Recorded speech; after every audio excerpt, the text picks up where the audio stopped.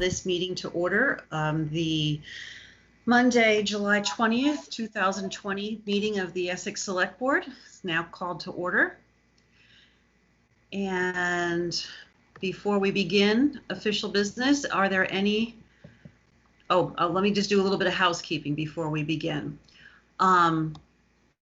Tonight, we are going to depart a little bit from our usual process, and I apologize for the last minute change in how we do things, but we're going to, at our public to be heard section of the agenda, which is the section of the agenda first off the bat where residents can address the board on items that are not on the agenda. Tonight, we're going to also include items that are on the agenda, so that folks who are interested in making comments regarding our discussion about policing in Essex can make comments before we begin and not have to wait for a really long time. And so we're hoping that that will be an acceptable change in process. Also a reminder that if you wish to speak when it's time, you can do one of two things. You can either raise your hand using the hand icon on your menu bar, or you can enter into the chat that you wish to speak. I would like to remind everyone that the chat should only be used to ask to speak. It is not a spot for side conversations or side comments to each other amongst the audience or from the audience to the board. We cannot acknowledge comments in the chat because they wouldn't be in the minutes. So please remember to just use the chat only to ask to speak. And we will be giving you that chance to speak during the public to be heard, as well as before we vote on each business item, which is our usual practice. And when you do speak this evening, please remember to state your full name, first name, and last name so that we can get it correct in the minutes. So thank you for that. I think that is everything before we begin. So Greg, Madam Chair, if you would just get a consensus from the board that they'll waive their policy to allow citizens to speak if it's an item that is already on the agenda. Certainly. Board members, are you all right with that change in process? Yes, I am fine with that. Yes. I am also. Yes, I am. Dawn?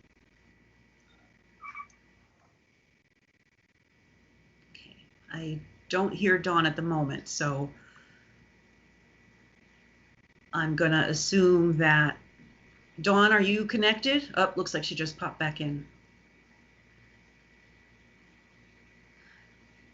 Hi, Dawn.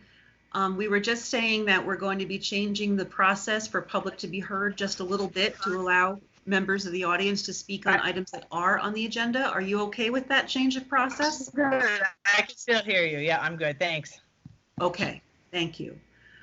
Okay, the next item on the agenda is agenda additions and changes. Evan or Greg, do you have any changes or additions to the agenda? No, we don't. Staff does not have anything. I believe Andy maybe wanted to move something out of consent agenda, but I will defer to him on that. Yes, board members, do you have anything you'd like to move off the consent agenda into business?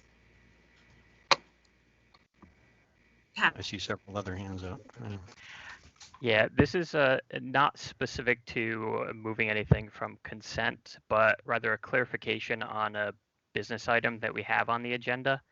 Okay. The Conservation and Trails Committee appointments, I just want some clarification, and apologies if I am misremembering this, but just before we went to remote meetings, did we have 3 other individuals who had applied for appointments to this committee? And I'm wondering if they should be included in this, or am I thinking of a different committee?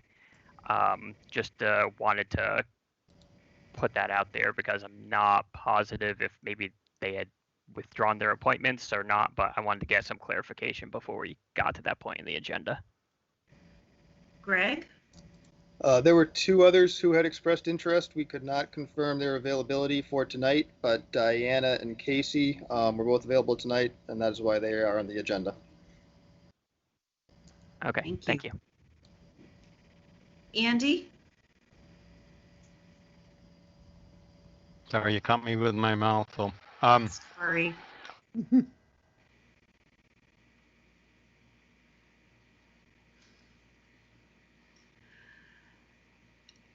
I believe it was item 6B you were interested in moving from the consent agenda into the business portion of the meeting. I got I got adequate explanation from town staff, so I'm satisfied to leave it in consent. Oh. Okay, thank you very much. So that sounds like there aren't any other consent items. Oh, Vince, I see your hand. So I'm sorry, it's not a consent item. Well, is it an amendment to the agenda? Yes. Yeah. Okay. So I don't know the process for this, but I wanted to reconsider our decision about the public hearing that we scheduled or want to schedule on racial equity in the police. I don't know when I should make that motion. I think perhaps, Vince, when we discuss it as a board after the public input section, Okay. I think that can be done during that period. Okay, cool. I don't think we need to change the agenda to do that since it is on the agenda. All right. Thank you. Yep. Board members, any other changes to the agenda to consider? Okay, so it sounds like we have the same agenda as we did before, so there's no need to approve. So we are going to go to item 4, public to be heard. And again, a change in process as we agreed at the beginning of the meeting. Members of the public are welcome to make comments on items that are not on the agenda. And for this purpose, for this meeting's purposes, items that are on the agenda. Please remember to state your full name when you speak. And you can indicate that you wish to speak by either raising your hand on your toolbar or indicating that you wish to speak in the chat. So please let me know if you'd like to speak. And Madam Chair, based upon how many people want to speak, you may want to kind of get a sense of how many and. That's helpful. At the moment, I see one hand up. So I see there's a lot of people in the meeting, but at the moment, only one person has raised their hand. So, okay, so here comes some more. I'm going to shift over to participant view. I see first speaker will be Joe Teagarden. Second speaker will be Alexis Tate. Go ahead, Joe.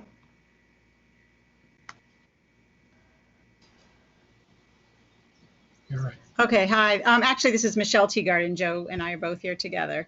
Oh, certainly. Thank you. Right. And I'm an Essex Town resident. And I had written you before inquiring about the police department budget that I believe was stated last meeting around 4.2 million. And also very complimentary of the relationship that they enjoy and work with the Community Justice Center. Yet there was only a $48,000 allotment to support that, as well as lamenting the precarious funding for the Community Justice Center for Restorative Justice, for COSA, for other things. And I had posed a question about considering reallocating funding, much more funding from the police department budget to the Community Justice Center, considering the Black Lives Matter movement, considering the relationship that is strongly appreciated by the police department and the community. Thank you. Thank you, Michelle. Next is Alexis Tate, followed by Margaret Smith.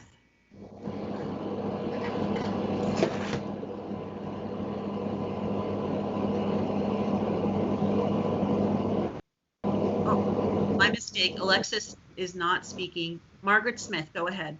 Hi, can you hear me? Yes, we can. Okay, so I just had a question.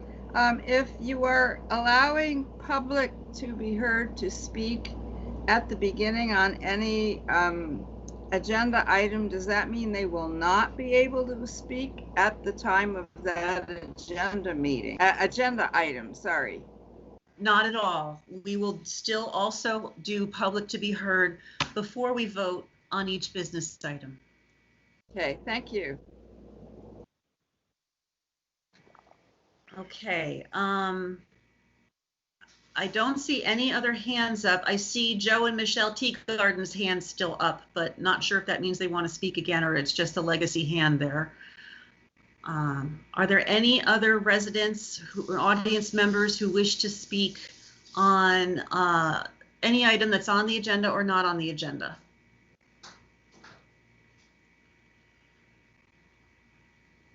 Okay, I see none in the chat. And I see none under the participants. So keeping in mind that you'll have an opportunity after each business item is discussed as well. So thank you. Let's move on to business item 5A, discussion and potential action on racial equity, inclusion, and diversity in Essex and next steps in process. Evan, would you please lead us through that discussion? Sure. As I've mentioned previously, I've been tasked with putting together a forum of sorts to allow people to express their concerns about all matter of topic regarding racial equity, inclusion, diversity, and policing in our community. One of the first things I did was I reached out to the CJC and Jill Evans, as well as some other people, including some staff members, Owisa Makuku and Greg Duggan, and we also reached out to Aaron McGuire, who's affiliated with the school district, because they've already started that work, and I wanted to pick their brains on the best way to start this work and the conversation and the listening to our community, because it is abundantly obvious that our community wants to be heard about the relationship with policing and with equity and inclusion in our greater community here in Essex. So with those discussions with it, we came upon Miss McCormick's firm, Creative Discourse, and Tabitha Moore, and we were discussing what we may want to do and how best to be effective in not only the listening, but the dialogue, and then in creating an action plan so that it's not just words. And, you know, a few months go by and things subside and we go back to our lives. We wanted to actually have come out of this an action plan that we could submit to the select board for input and future budgeting sessions. As Ms. Teagarden just mentioned, we fund the CJC as well does the state.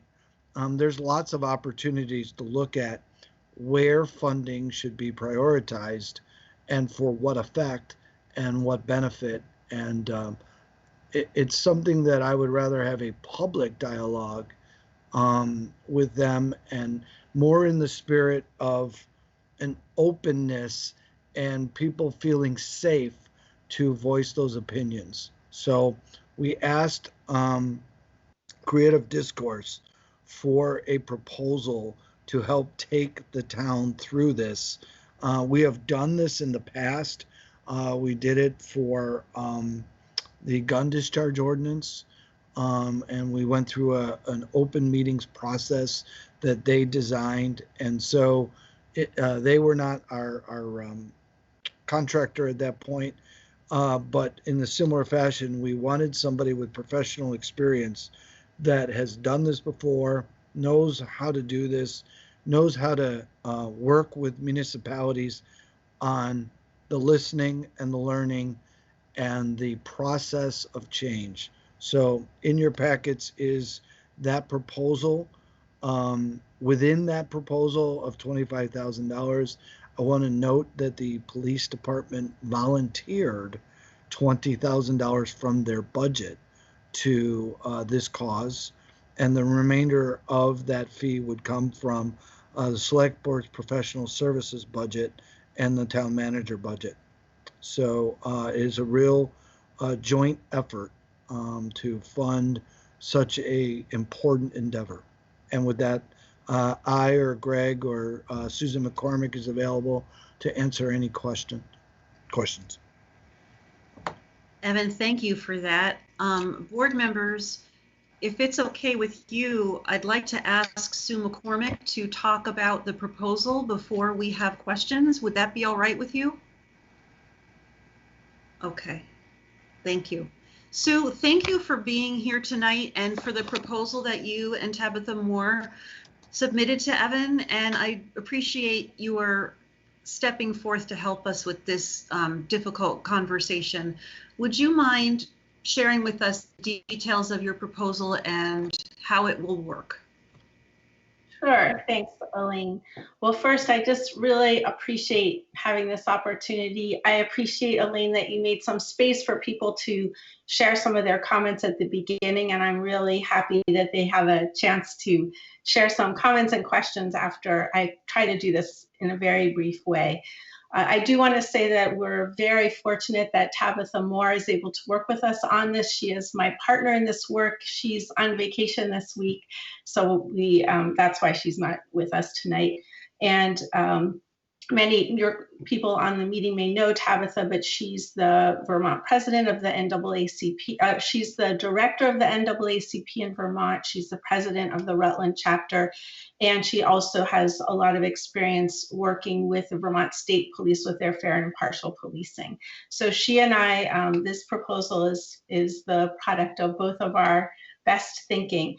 And so what we recognize is that in order for Essex leaders to be able to listen well to the community, it's helpful if they can do a little bit of their own work first so that they're really prepared to take in what they're hearing in a way that is respectful and leads to some kind of meaningful action. And so we designed a proposal that I hope makes room for a lot of input throughout the entire process, and that isn't just about a conversation, but it's about a way to listen well, especially to Black, Indigenous people of color, who are the ones who are often most negatively impacted by their interactions with policing and law enforcement, and that leads to action ultimately. So here's just a really quick rundown. We wanted to start with a brief community survey just to find out how people want to participate. So what would make it welcoming, inclusive, possible for you to share your comments during some listening sessions that the town has said they want to do. And we've recommended that those surveys are offered in multiple languages. We also, at the same time, want to do a preliminary equity assessment. This means Tabitha having some conversations with the police department. We'll do another brief survey, just finding out from both people in the police department and the broader municipality kind of where they are on their equity journey, what they feel they need to learn about and understand.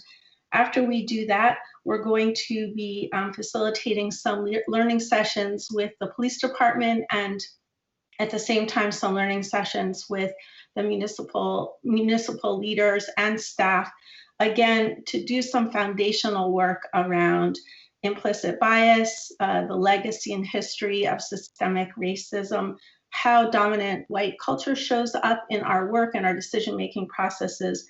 And once we've done that work, then our hope is later this summer into September to facilitate in September to facilitate a series of listening sessions, gathering input from the community in the way that works best for them. And so that could be remote meetings, it could be in-person meetings, it could be an online survey, it could be calling in stories to a phone line, and it could be a combination of those things. And so we really are going to wait for the community to let us know what's going to work the best.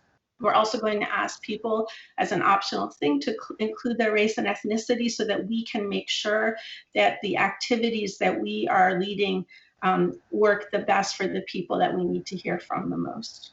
After the listening session, we are hoping to do some collaborative planning sessions through the fall until the end of the year.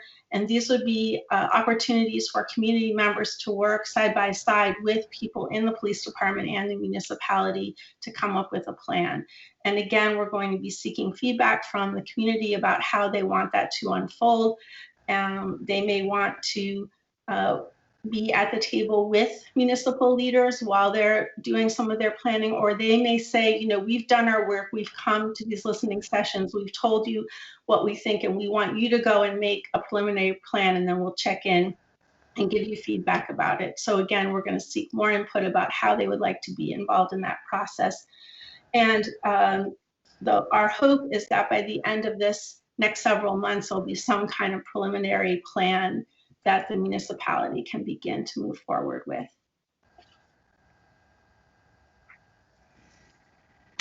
Sue, thank you. I appreciate that. Board members, do you have any questions or comments for Sue or Evan? Pat. You're muted, Pat. I'm unmuted and then muted again. So, Sue, thanks for being here. I've actually worked quite a bit with Sue when I was on Voices for Education on the Essex Westford School District and the board there. People don't mind my saying so. Sue does amazing work. Honestly, she's probably the first person that I thought of in our community when this first became a topic of discussion for someone who I thought could really sort of help us, engage and lead in these conversations. So I'm very excited to see you here. One question I think really is more of a clarifying than anything else, because I really like what I see in the draft here. The reference to municipal leaders, just so I know, that's a reference to us select board members, or municipal leaders meaning like Evan, Greg, or a combination of the two? I just want to know, what sort of level of involvement, because I feel strongly that as an elected leader that there should be involvement, from us. But I also don't want to step on the toes of anyone who's creating this plan, and feel like I'm injecting myself into some place that I shouldn't. So if I could just get some clarification on that. Well, from my perspective, Tabitha and I made this proposal very broad, and if we go forward with this, we want to have some conversations about who should be involved in these conversations. My hope is that it's as broad as possible. I would like to see elected officials, commission members, and staff be engaged with this. As you know, the school district is doing a lot of equity work. I don't know how much exposure or opportunity the school board itself has had to have these conversations. So, as long as it's manageable in terms of numbers, I think the more people can have this conversation together, the better it will be for the community. And as you know, when we're trying to address issues of systemic racism, this isn't something that just lives in one pocket of the community. And so there's a really important need to center conversations around policing right now, but it doesn't mean that we don't also need to be looking at all these other systems. So my hope is to have the most broad participation we can. Awesome. Excellent. That's great to hear. Thanks. Evan? So I would certainly add to what Susan just said. I definitely want the select board members, would want other boards and commissions, at least their chairs, maybe their vice chairs, depending on the total number. As Sue mentioned, and I definitely want department heads in that as well, because again, while a lot of the energy is pointed at policing, we are also looking at this as how to be a better community, how to be more inclusive in our actions, how to be more intentional with our actions, and maybe a little bit more mindful of how we make decisions and how we go about our business, and maybe how we're used to what we do, but it sounds and acts very different to people of color and other ethnicities and socioeconomics. So I want to have a broad municipal leadership coalition on this, and I think it'll have better results, short-term and long-term. Sue, do you want to add anything to that? No, thanks. I'm really anxious to see if people from the community have any questions or concerns. Yes, we will be, I want the board members to have a chance to have their initial reactions, and then we will move to the community. Andy, I see your hand is up. Yeah, we've been pretty sternly criticized for going so slowly with regard to accepting public. Andy, I suggest turning off your video. Comment. I was trying to speak slow. so that the words could come through, but I'll turn off the video. Yeah. So we've been, as I said, we've been criticized pretty strongly for having taking a very slow pace at accepting public comment. And I see that the plan doesn't even have, or delays that until late September.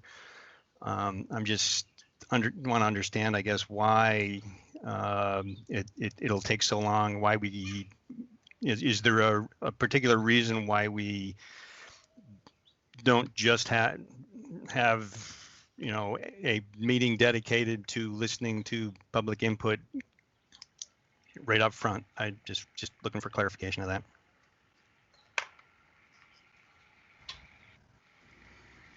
Sue or Evan, do you have or Greg, you had your hand up? Yeah, we to answer part of Andy's question, Creative Discourse put together a survey to kind of start the conversation. If the board wants to move forward, we're happy to publicize that even tonight. But it basically, we've been advised, and Sue can probably weigh in more, to take it slow, to do it right, to do it thoughtfully. And the survey that Creative Discourse put together is hopefully kind of the first step in that conversation and that listening process. And it kind of goes through, it's short, but it's looking for what people want to tell us. Are they looking to share stories about community members' experiences? Do they have specific concerns to share about policies or practices? It gets into some questions about what's the best way for people to weigh in, what's the best way for us to hear their voices. So it goes on from there. So that's kind of why we're going at the slow process, continuing to go at a slow process, I guess, is to make sure we do it right. That's our thought. And Sue, Evan, feel free to weigh in more and elaborate on that. I'll jump in. Thinking of how we're doing this, we wanted to open it up and the policy of just letting people public comment. They could come here tonight, and in other weeks, they could speak first and be given an ample amount of time to speak. We will record in writing what people are saying and then add it to our process. We also want to give people a proper forum where maybe they just don't feel comfortable saying it in open session, but want to give it a different way. So we want to open up all those avenues of how people want to give it to us versus just saying you could come to a meeting and only giving them one way to do it. So I would suggest that over the next couple, every board meeting from now until the end of you decide, open up the time and have that available to them. We can't always keep the agenda light, but we can always give them first off the top of the agenda. Thanks, Evan, and Greg and Sue. Dawn or Vince, do you have, or Pat, any comments, questions for anybody? Vince. Yeah, just first off, I wanted to apologize to you the last time this topic came up. I called you a bully, and I think that was demonizing and unfair. I wasn't happy with the way Andy was treated, but I felt like my language that I used in that discussion was inappropriate, and I just wanted to apologize to you for that, Elaine. Thank you, Vince. That's very kind of you. I appreciate it. I do want to say, thank you both, Evan. A question for you. Going forward, is this the time to reconsider our decision? Is this, or Evan and Elaine, is this where we should reconsider our decision about public comment, about the meeting that we've wanted to go through with as a board? Sure. I think this is a good place. Just if I recall correctly, and correct me if I'm incorrect, we did not vote on whether or not to include any parties in the discussion. We voted to hold a meeting. When we talked about whether the trustees should join us, it was based on their request to do so, and it was a consensus. It was not an actual vote. So I don't know that we need to actually do a motion, and it looks like listening session that we discussed will be happening in late September if we act on the proposal that's before us tonight. So I don't know, Vince, that we need to vote, but I do appreciate your bringing that question back up, and now would be an opportune time to discuss whether we feel the consensus has changed on that subject at all. My opinion has not changed, but I don't know if any of the other board members have. So I would like to hear whether anyone is interested in extending an invitation to the trustees to participate in an official capacity in our listening sessions coming up. Yeah, so Dawn, my I see Dawn. Okay. Go for it, Dawn. Dawn, go ahead. In regards to what Vince was saying, Evan and Sue both stated that the chair and the vice chair of all the committees and all the government officers were going to be invited. So that would include the chair and vice chair of the trustees. So I don't think there's any further need to change that. Okay. Vince? I kind of disagree, and not because I think it's like a matter of, who has jurisdiction over what, but because, they've asked to be there. I felt like I made that decision hastily in the heat of the moment, and I was in an emotional place. And I didn't fully kind of consider how my actions and the actions of the board were going to affect the trustees. And I don't want to drag merger into it, but it comes up in every topic. I don't want to polarize us as a select board and board of trustees against each other by making a decision on something and have that like tank merger in this context. Like I don't want to do something that is going to tank merger because there's other people in this town that want merger to happen, and I think we owe that to them as a board to not kind of exclude or give the appearance of exclusion or make those people have to beg us to let them into a conversation when we're trying to give merger a real shot and like give it a real chance for the people that obviously want it in our community. I don't know. That's kind of the way I felt about it. Like what I've come to over some conversations that I've had with people in the town, people in the village.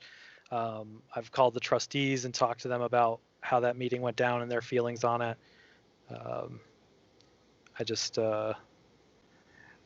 That's where I stand. I mean, I think by excluding the trustees or not scheduling a meeting around their schedules, I think we are not giving merger a fair shot in the larger context of the town and the business that we have to do together. I don't know how any of you all feel about that, but that's kind of where I'm at right now. Vince, I really appreciate your sharing that with us and the effort you went through to follow up with people who may have been affected by the conversation. That was very generous of you, and I really appreciate it. Andy, I see your hand is up. Yes, I'm getting frustrated here, but anyway, my intent for making the motion that was made at the last meeting was to put some urgency behind something moving forward, because we'd gotten, as I said before, significant criticism for taking this so slowly. And in the same meeting, I had made the comment that it's on schedule for let alone 10. So we're in a meeting that we're the position. I'm sorry, Andy, I'm not understanding. Andy, you're cutting off. Anything. Sorry, Andy, you're breaking up. Oh crap! Do you have cell service? Can you dial in? No, I'm like right on the Canadian border of, no, there's no bars here. Keep trying, Andy. We're going to listen hard. Yeah. Yeah, so I don't know what you heard of what I said, but my motivation for the motion I made was to have some urgency behind scheduling a meeting to listen to the public. It sounds like that's not what we're going to do. We're going to expect people to come during public hearing. From just like entire select board isn't going to be at the table when this happens. That's the option that was made. So, Yeah. I'm kind of, and I guess to the point of whether, jurisdiction,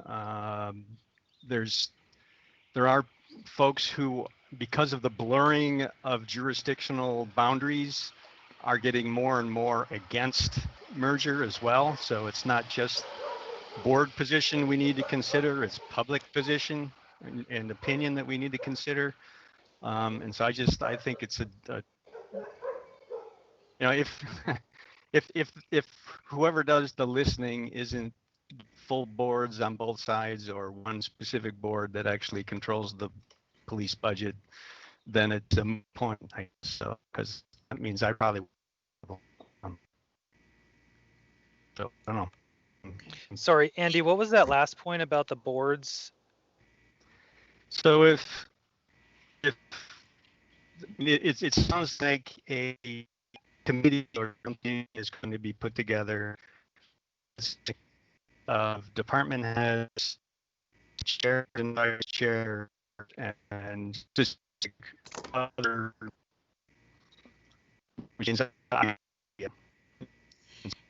Andy, So can you try may- to turn off your incoming video setting? That might free up some bandwidth for you. Many thanks from an audience member for suggesting that. You go to the actions thing, the 3 dots, and then at the very bottom there should be a turn off incoming video option.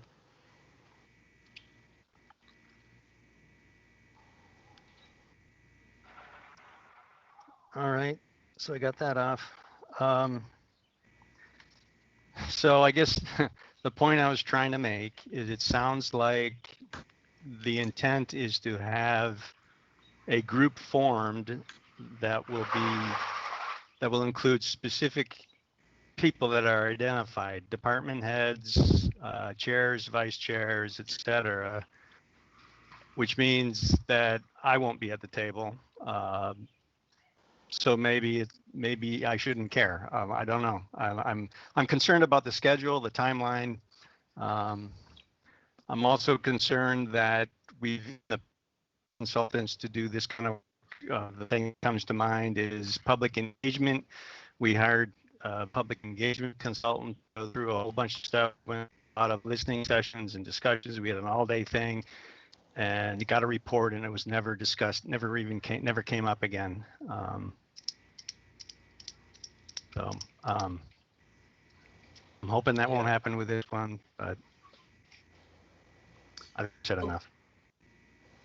Thanks, Andy, and sorry for all the technical difficulties. Vince, hang on. Greg and Evan had their hand up, and at one point, and Pat has his hand up. So let's do Greg, Evan, Pat. I was just going to suggest, as part of the kicking off this process, we were looking to have some community surveys and get that out there and get feedback. Part of the proposal from Creative Discourse was to integrate comments heard during select board meetings. Look to Sue and the select board a little bit, but I would think we could have a board meeting dedicated to listening and use that input to help us guide us going forward, in addition to the other materials and process that's been laid out.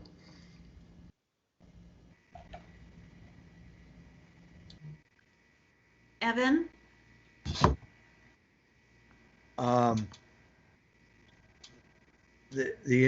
I cannot disagree with Greg Moore. If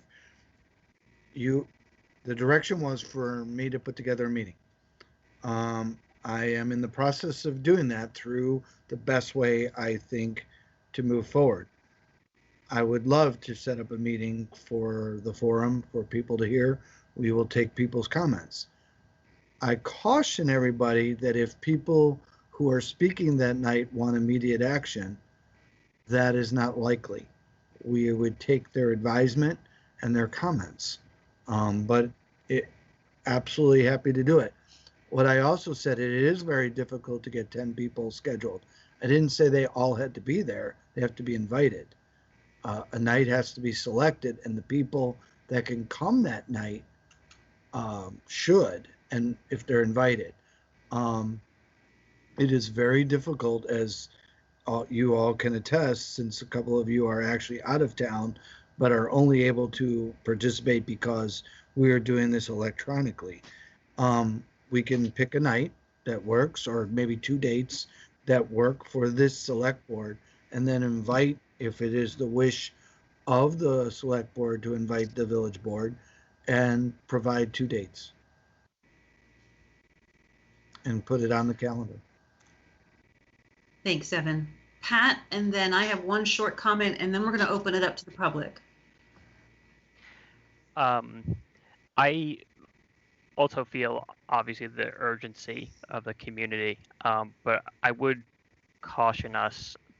I think that Sue has put together a good plan here, and certainly we need to listen, but let's be frank. I mean, I don't think any of us have a real solid background in racial equity or racial equity discussions. I think that we're going to hear from people in the community who have heartbreaking moments, who are going to be sharing some really deep, personal, possibly traumatic moments. And I think that unless we're properly prepared, I mean, certainly I'm going to point exactly to myself. I can be flip at times. I can crack at an inappropriate joke at an awkward moment, and I certainly have in the past to try to break tension. You know, and if I do that at the wrong time, I'm going to really hurt somebody. You know, I think that listening, especially by the select board, is critical and is important, and it does need to be done quickly. But I caution doing so at the expense or at the potential of us running the risk of doing this and potentially, you know, really hurting someone who has come to us looking for healing. Yeah, oh yeah, Vince, go ahead. Yeah, I just wanted to touch on what Andy said earlier. Like I seconded that motion, Andy, because I too felt that same sense of urgency, and I wanted to get something done then. You know, it was upon further reflection that I found that it's not just that issue that we're dealing with as a board. We're dealing with a whole host of other issues, and this issue and the way we handled it, I think, impacts other issues. So that's why I feel this conversation was necessary to go over this. I do agree with Pat, and I really appreciate the comments with staff. So my question now is to Sue.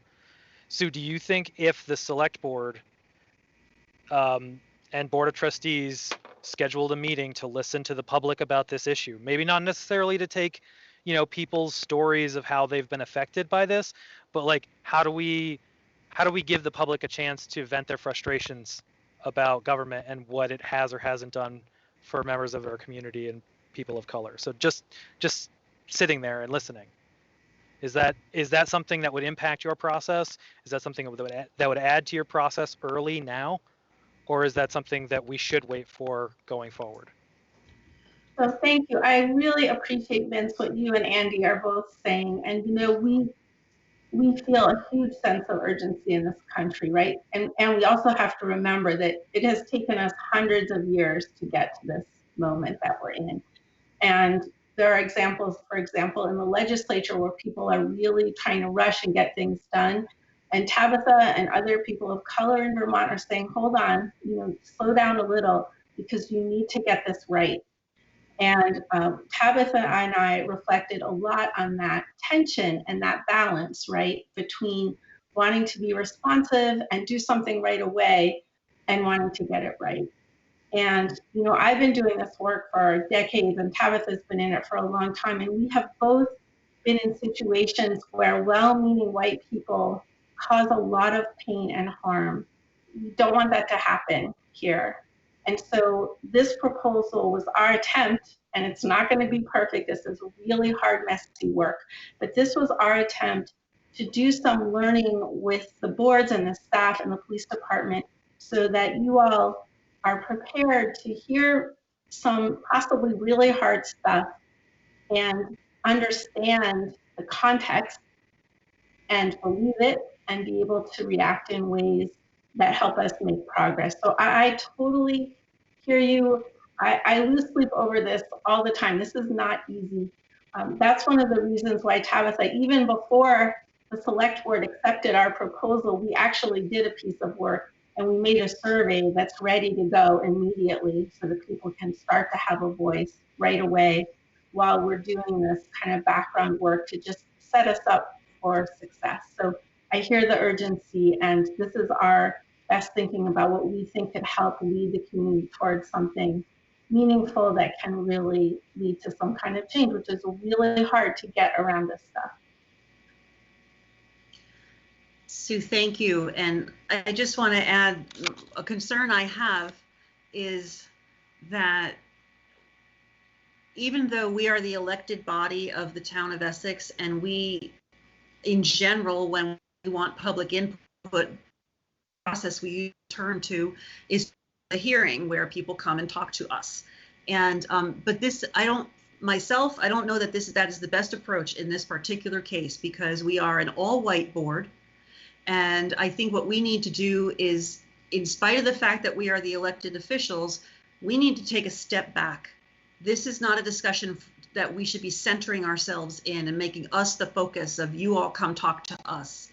I strongly feel that we should be taking a big step back and letting the process work with the community. And so I think what Sue and Tabitha have proposed by asking the community, how do you want to talk to us? And then doing it with us just listening is really the best approach, because we should not be at the center of this conversation. There will be time at some point when recommendations will most likely come forward about change to be made, and that's when we will be required to step up and do the work. But until then, I really feel strongly that we should be taking a back seat and letting the experts and letting the community do the talking here. And speaking of which, let's turn to the public. We did say that we would have more public input after we discussed the business items, each business item. So board members, with your indulgence, I'd appreciate it if we could turn towards the public comment, and then if we have more discussion after that, we can, but let's open it back up to the public one more time. Again, if you wish to speak, you can use the hand on your toolbar, or you can indicate that you wish to speak using the chat. Is there anybody in the audience who'd like to speak?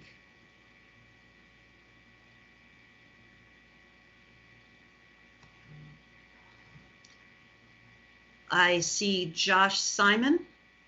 Please go ahead.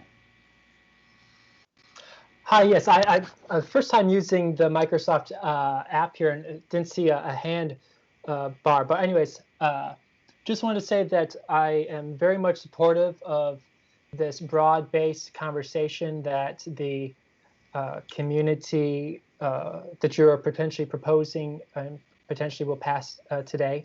My main concern is one that has been shared with others is, would this be moving too slow for some within our community? Of course, we only would know that by initiating this conversation process. The other thing I really do hope is, I know that I'm personally sort of tired of white people, of us white, I'm white, as white people talking about what should we do.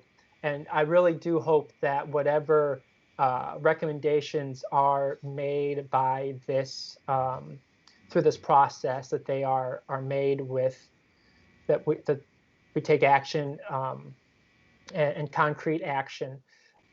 and the other thing that I have a little concerned with is I do think having a good broad-based conversation of assessing things. I do wonder if, since really the focus in the country and I think even within our own community is around around policing, I wonder if focus broadening it too much though, will detract from really taking reforms on policing. So I just really hope that we continue the center that this conversation needs to be broad-based, but at this point in time in the life of this country and in the life of our own community, police reform needs to be really at the top of the priority. So again, just thank you so much for this process, and I look forward to seeing what comes of it. Thank you, Josh. I see Roseanne Prestipino wishes to speak, and then Representative Mary Beth Redmond. Roseanne, please go ahead.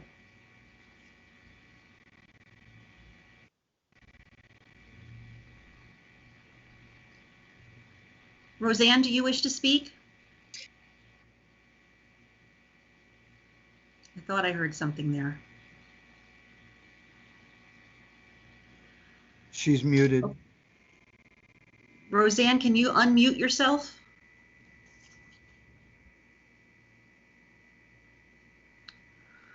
Okay, we're gonna give, oh, is that you, Roseanne? I don't know. Can you hear me? Yes. All right. I must have unmuted and remuted a couple times. Sorry about that. That's okay.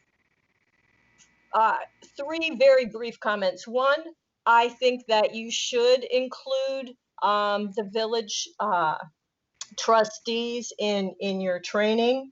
2, I think it's fabulous that y'all, both the staffs and your board, and I think the village board, get the listening training.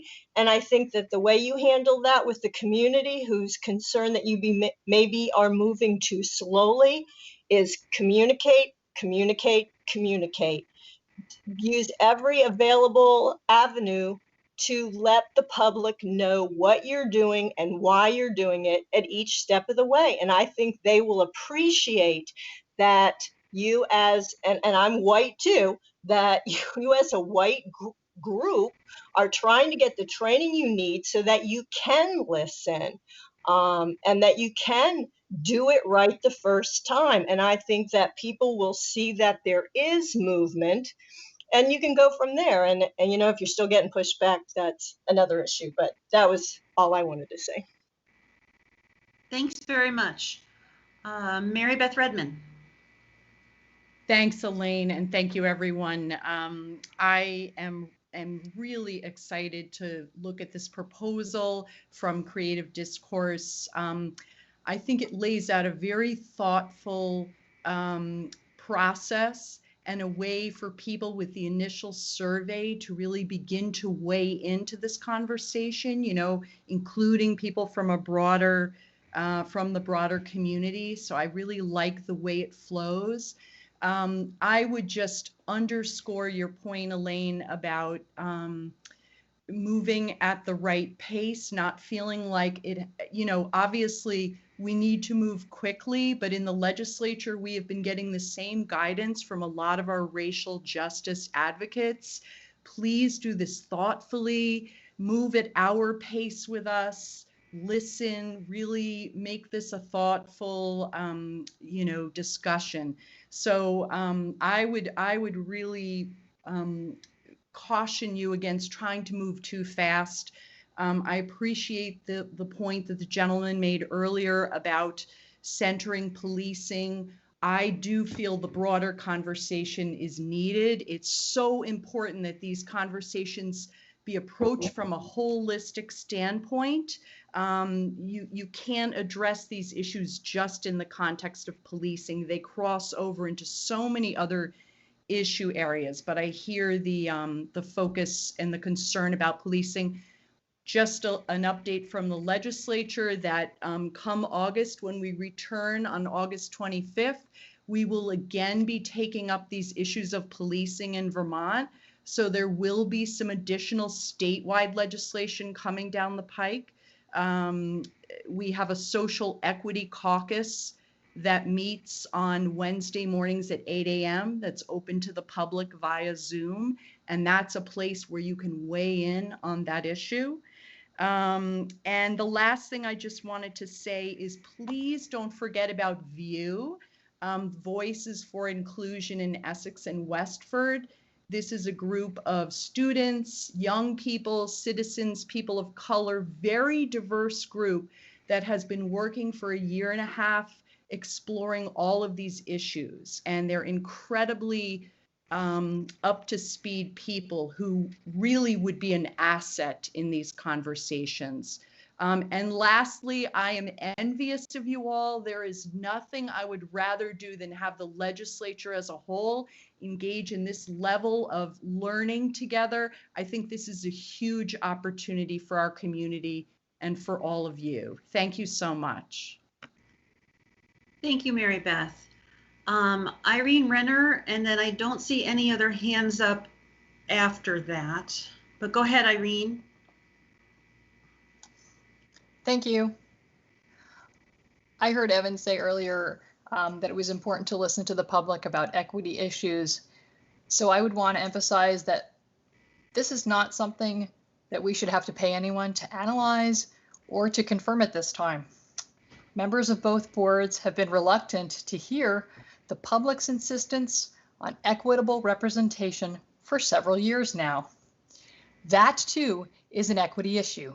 And until the select board and the trustees can hear and understand why half the population of Essex would like equal representation at the table during merger negotiations, we should not pay anyone else to analyze anything. We should not have listening sessions on any other topic. And I respectfully request that we set merger aside now and figure out what our main equity problem is.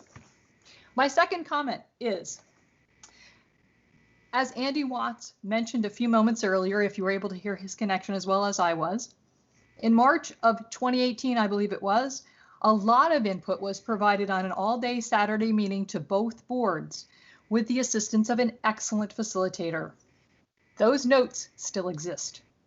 Why don't the select board and trustees revisit the public comments from that last facilitated public conversation about equity, which neither board has ever done? A comment. Thank you. Oh. A comment, my third comment would be to Vince. The select board has not agreed, nor have the trustees, to have the town outside the village at the merger table. If you are willing to invite the trustees to a policing conversation for inclusivity's sake, won't you please consider inviting the town outside the village in equal strength to the merger negotiations? Finally, I'm curious what other firms were asked for proposals. Right now, I see a proposal from a nearby neighbor of Evan Teich's to give us a complete process to discuss policing. I would really like to go back to the woman who has conducted, as Andy mentioned, a number of facilitated conversations. Well done. Jennifer Nauer, who does not have any conflicts of interest because she does not live in Essex. She has no preconceived notions of outcomes. She has no connections to any of us besides those professional ones. And I would beg of you not just to consider Jennifer Nauer, but other people with other proposals for doing these listening sessions, not just the first person that comes to mind. Thank you. Thank you. I don't see any other hands up. Just a moment, Vince. I want to make sure the public is done. I don't see any hands up for folks who haven't already spoken. Roseanne, I see your hand up again. If there isn't anybody else who hasn't spoken yet. Oh, she took her hand down. Okay. Okay, Patty, I see your hand. Go ahead. Patty Davis, you're muted.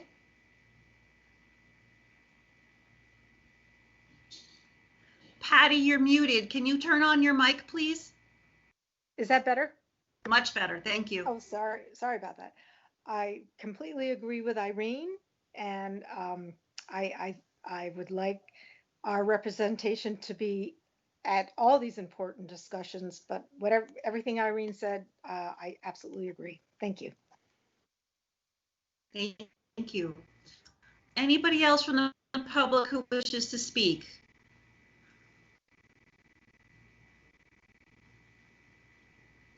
Okay, I'm going to bring it back to the board. And Vince, you had your hand up? Yeah, no, I just wanted to thank Irene for her comments. I do feel a little differently than Irene on this topic.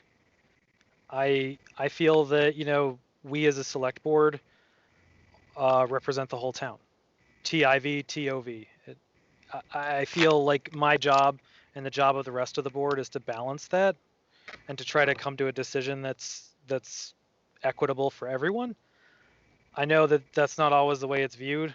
Like some decisions benefit some parts of the town, some more than others, and that's always the way it's going to be. You know, you're never going to be a 100% homogenous town unless you lived in a cookie cutter suburban district where, you know, everyone has the same level of services and the same want of level of services.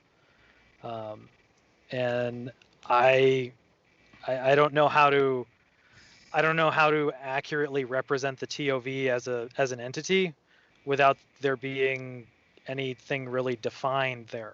I mean, I understand like what it is. I understand it's an area outside of the village, but it's still part of the town that I represent. And I feel strongly that the select board is the voice of the TOV in the same way the select board is the voice of the TIV on town matters. That's my opinion. But I do appreciate your comment. I appreciate the discourse. Thank you very much. Thank you. So board members, Pat, I see your hand up. With appreciation to the topics at hand, I believe the equity that we're referring to is, in this case, specific to racial equity and justice and is not a backdoor into conversations about merger. In fairness, I think that the topics and the public participation should be focused on the topic at hand. Thank you, Pat. Andy or Dawn, any questions or comments? And then we have a decision to make. Dawn is saying no. Andy, are you still with us? I think you are. Okay. Yeah, I am. I've got no additional comments. Okay. So on our memo for this topic, the recommendation is that the select board authorize the unified manager to execute a contract with Creative Discourse. Does the board feel the need to discuss this any further? Not looking like.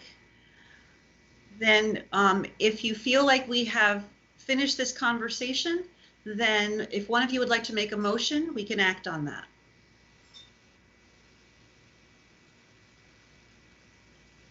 I move that the select board authorize the municipal manager to execute the contract in question with Creative Discourse in the amount of $25,000. Thank you, Pat. Dawn. Isn't it only 5,000 because the police department is putting in 20? Right. I think, yeah, Pat, I think if you just want to say. No. It's a $25,000 contract. The funding is coming from different sources within the budget. The contract is 25,000 plus some expenses. Thank you, Evan. Okay, we have a motion on the table from Pat. Is there a second? I'll second that motion. Vince has seconded. Any further discussion from the board? Dawn, your hand is up. Is that from last time? Okay. If there's no further discussion, then all those in favor, please say aye. Aye. Aye. Opposed? Okay. We have a unanimous motion. Evan, Greg, and Sue, especially you for presenting to us this evening. Thank you for guiding us through these difficult waters. We will do it. And thank you, members of the public, for sharing your comments. We really appreciate it. Greg, I see your hand is up. Yeah, if the board is comfortable with it, I can put the link to the survey into the chat, and we can start that tonight, and we can start publicizing it tomorrow. And we're using the chat mostly just for hand raising and stuff, but so that's why I wanted to ask the board first if they're okay with it. I would prefer if we kept the chat specifically to asking to speak, but we could use all our other social media channels. I'm in favor. Immediately. Andy, was that you? Yeah, in favor of getting this moving as quickly as possible. I mean,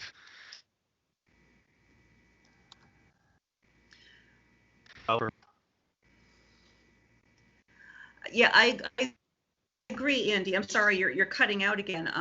I agree we should get this started as quickly as possible, and perhaps Greg could put the survey on the town's social media channels right now, so that we can maintain the use of the chat simply for asking the audience if they could speak. Evan, is your hand up again for this topic or for that leftover? It is. It can come later, but I am not against scheduling a night for the public to speak. I like the idea of getting the survey up immediately. So if the board wants to have a discussion about scheduling such a night, I'll be happy to give you some dates that I think would work, but I don't want to take away from the rest of the meeting topic or other things, but happy to schedule something. I can even put out a doodle poll tomorrow to find a night within the next 2 weeks. But as long as we are moving forward with this contract as of the last vote, it could be part of our work. Evan, with all due respect, I think I heard pretty clearly that it's important for us to follow the process that's in the proposal we just approved. Mm-hmm. I don't want to take away from the opportunity for the public to speak, but again, I want to do it right. And again, we should not be centering ourselves in this conversation. So okay. I understand the sentiment behind having such a meeting and the desire to move quickly, but I don't want to mess it up. Okay. Thank you. Okay, we have taken care of that agenda item. Our next item is, oh, sorry, Vince, do you have a comment you'd like to make in public? No, sorry about that. Okay. I'm sorry, I saw a comment come up from you. Our next item on the agenda, item 5B, interviews and potential appointments to the Conservation and Trails Committee. Casey Clark and Diana Wood are in the batter's box waiting to speak with us, and we thank you for your patience while we finished our first business item. Greg or Evan, would you like to introduce the topic? Greg, I'm gonna leave that to you. Yep, just unmuting myself here. So the Conservation and Trails Committee, they're actually down to 3 members right now out of a 7-member board, so they are at less than a quorum. We do have some interested candidates who are willing to step up. They've been delayed and patiently waiting for the past few weeks and maybe even a couple months as we've dealt with the remote meetings and other issues around COVID. So tonight we have Casey Clark and Diana Wood are both available, and I believe they are both on the line tonight and right now to interview with you. Okay. I see Diana. And Casey, can you make yourself known? Hello. Are you calling in, Casey, or are you on video? I'm calling. Got it. Okay. Well, on the agenda, we have Casey first and Diana second, so why don't we go in that order? So we are interviewing for positions on the Conservation and Trails Committee. Casey, would you mind telling us about yourself and why you'd like to be on our committee? Hi. Yep, I'm Casey. I grew up in Vermont and Essex for much of the time.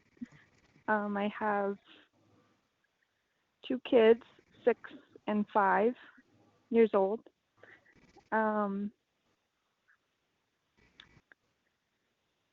I really enjoy being outside and enjoying the nature, public nature areas in Essex and around, and value it a lot.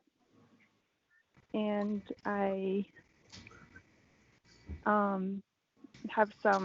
I've taken some classes at UVM with environmental studies.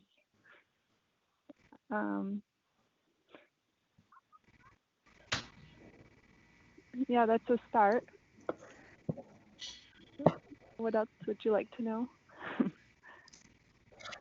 Really, that's great. And also it echoes what you submitted to us in your letter. Right.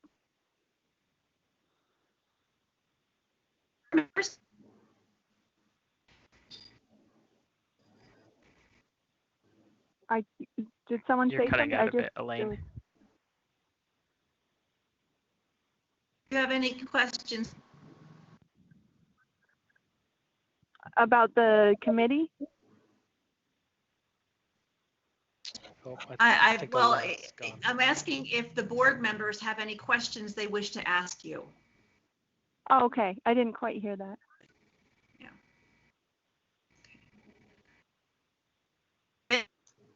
For Casey. All right.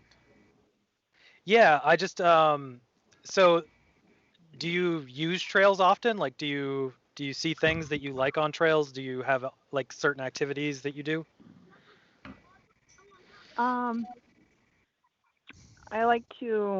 I do use the trails, and I like to explore different ones, know about them. I think about certain areas that I wish there was a place like a more natural place. Like I live behind big lots, and there's like tons of houses, like little houses, and I wish there was some kind of there is like a little area, a little walking area, but I wish there was some more natural area there. I don't know, I think about different things that I think might make it better, or like friendly for children.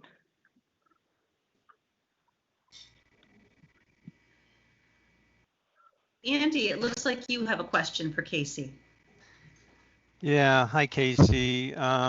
Question I have is whether there's something unique that you feel you bring to the board. Is there some unique perspective or something that you'd like to contribute?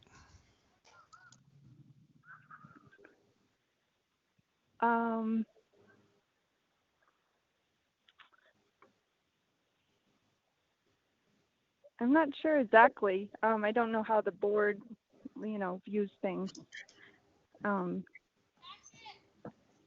But interest in environmental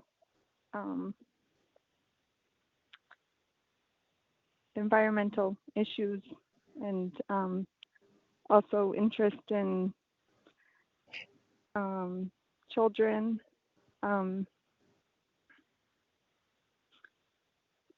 My husband's Brazilian, so I have a little bit of like interest in like minorities and people, like all different people. I worked with people in wheelchairs, so I know it can be hard for them in going to certain places. Okay, Great, thank you. Board members, do you have any other questions for Casey? Casey, do you have any questions for us?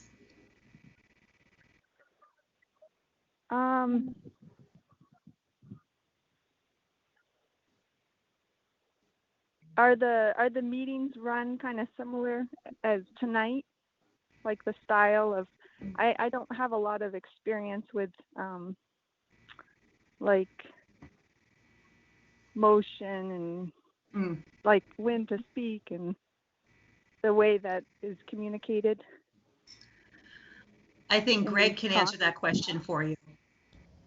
Sure, Casey, it's been a little while since I've been to the Conservation and Trails Commission meeting, but they're typically a little bit, I guess, less formal than the Select Board meeting. They usually will run through any development proposals that are coming up. The town planner, Darren Shibler, is a staff person for the committee, so he'll present any project applications or subdivisions, developments, those types of things that are coming up, and the Conservation and Trails Committee has a chance to weigh in on those from a conservation and trail standpoint. Then there's also, they usually take on a few projects throughout the year. They organize a cleanup at Indian Brook, for instance, a couple times a year.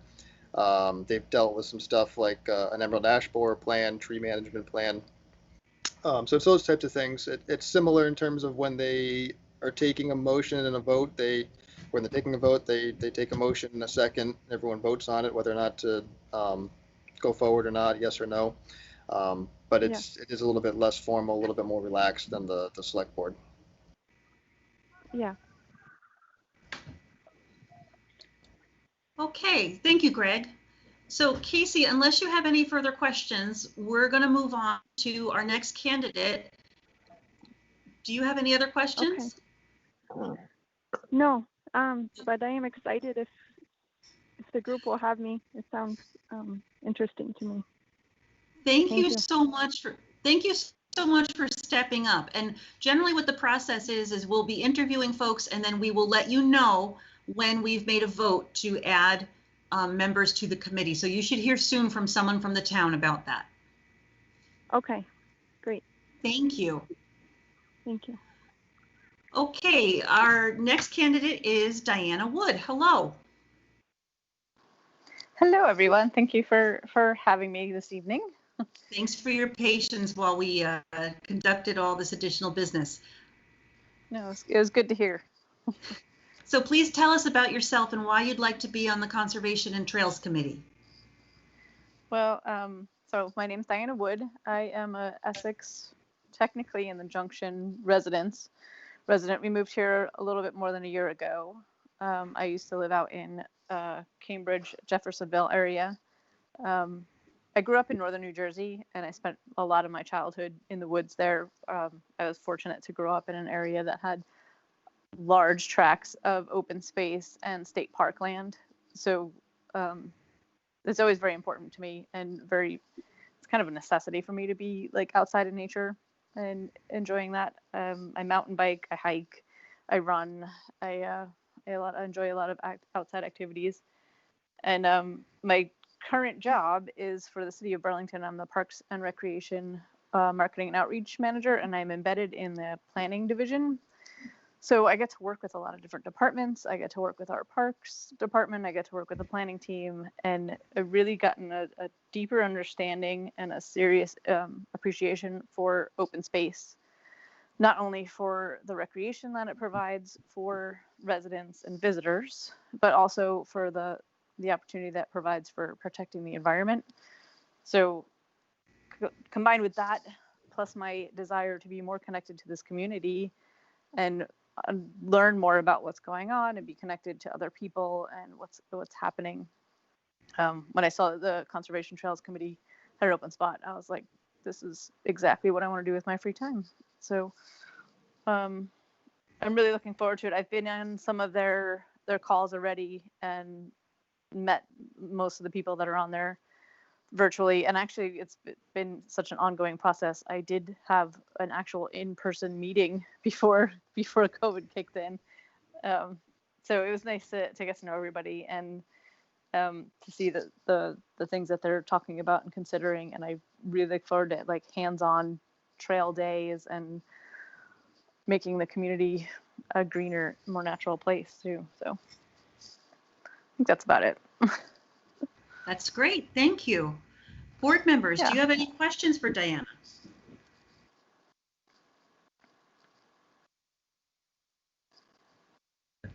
Andy, do I see your hand up? Oh, that was legacy from before, but I'll ask my same question. I guess, Diana, what unique contribution do you think you can make to the committee? I think my experience with the Parks Department has given me a lot of understanding into consideration for development projects, and things to look at and questions to ask. I'm certainly no expert, but I think as a community member and an engaged person and somebody who has some notion of environmental stuff, it's I can help make projects better. And then also with the actual on-site hands-on managing our open spaces, I did go through the Master Naturalist program, which is an amazing program if anybody's ever interested in it, in doing that in the city of Burlington, and got a really appreciation for the natural areas, the geography, the natural communities, and I definitely want to be able to apply that sort of lens to projects here in Essex. Okay, great. Thank you. Vince, please go ahead. So because I'm a fellow mountain biker, I have to ask, like, where do you like to ride? What's your favorite ride? As though I've just gotten back into it. I used to mountain bike all the time in New Jersey. I moved up here and I didn't know the trails. I didn't have friends that rode. So we just spent last weekend at Saxon Hill, which has an amazing trail system. And I realized I'm back to a beginner again. So I have to go find easy trails. So if anybody is a mountain biker and wants to take me on the green trails, I would really appreciate it. That would be great. Pat or Dawn, any questions or comments for Diana? Okay. Well, Diana, thank you as well for your enthusiasm and interest. And as I said to our previous candidate, we are going to discuss and then let you know after the board makes decisions. Sounds good. Thank you very much for your time tonight. Great, thank you. You're welcome. Okay, so board members, we have on our memo on this topic, if we want to discuss and appoint, if you feel that we need to go into executive session to do so, I would recommend we push that off till the end of the meeting. And then unless you'd prefer to do to make decisions now. Could I ask a question though? Of course, Andy. Yeah, so the comment was made earlier that there were other candidates. Do we have more candidates than we have seats? Greg? No, right now there's 4 open seats. We have 3 candidates who are definitely interested and another one who has expressed some interest, but we just couldn't connect before this meeting to confirm. So potentially 4 candidates for 4 seats. Okay. Board members, would you prefer to wait until we interview the other 2? I'm willing to appoint tonight. I see Dawn also. Pat and Vince, are you interested? Okay. If that's the case, then I'll welcome a motion.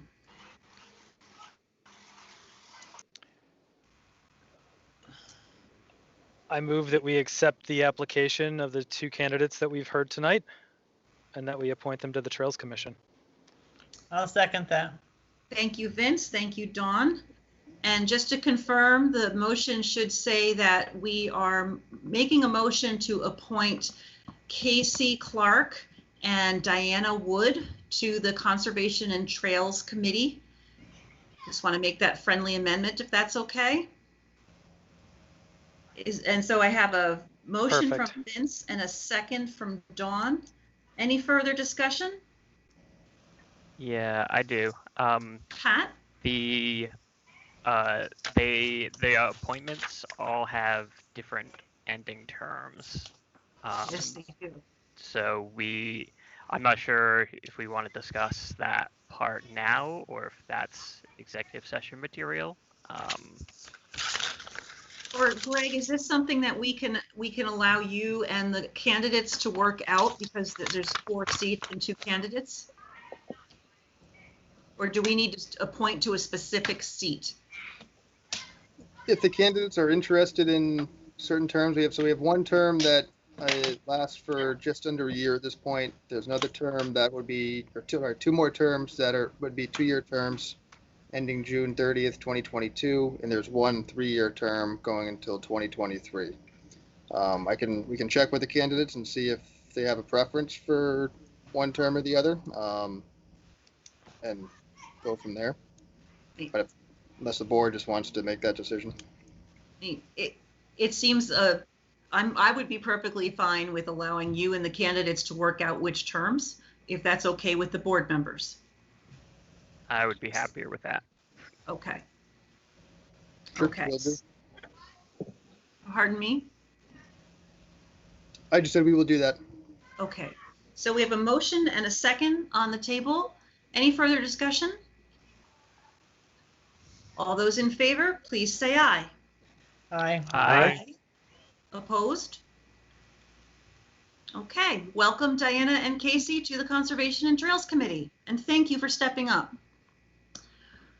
Thank you very much. Oh, you're welcome. Our next agenda item is 5C, approve fiscal year 2021 tax rate. We discussed this a little bit last meeting. Sarah, would you please join us and walk us through your memo? I'd be happy to. Thanks, Elaine, and hi, everybody. Hi, Sarah. It's that time of year again. It comes up very quickly. We've received our, we are into FY21, and we are getting prepared to bill property taxes for the year at the beginning of August. And in order to do that, we have to set the tax rates. If you may or may not recall, this memo is set up in a similar fashion to last year, and it walks through the grand list change. We had higher than estimated grand list growth, so the town grand list grew 1.3%. The portion of that's outside of the village grew 2.1%. That is relevant for setting the highway tax rate. That's why that's in there. The totals in the table are the unadjusted grand list. The town has 1 tax stabilization agreement at 42 Allen Martin Drive, and that agreement exempts that property from the municipal tax rates, but they are still required to pay education tax rates. So factoring that exemption in, the adjusted grand list values drop just slightly, and I've used those in order to calculate the tax rates. I'm going to start with the smaller of the rates, and then we'll hit the general tax rate at the end. There are a number of, a handful of other exemptions that are voted on by the voters in Essex. We have a farm and open land exemptions, and then we have veterans exemptions in excess of the amount that the state allows to be exempted from education taxes, which means that there's a tax rate that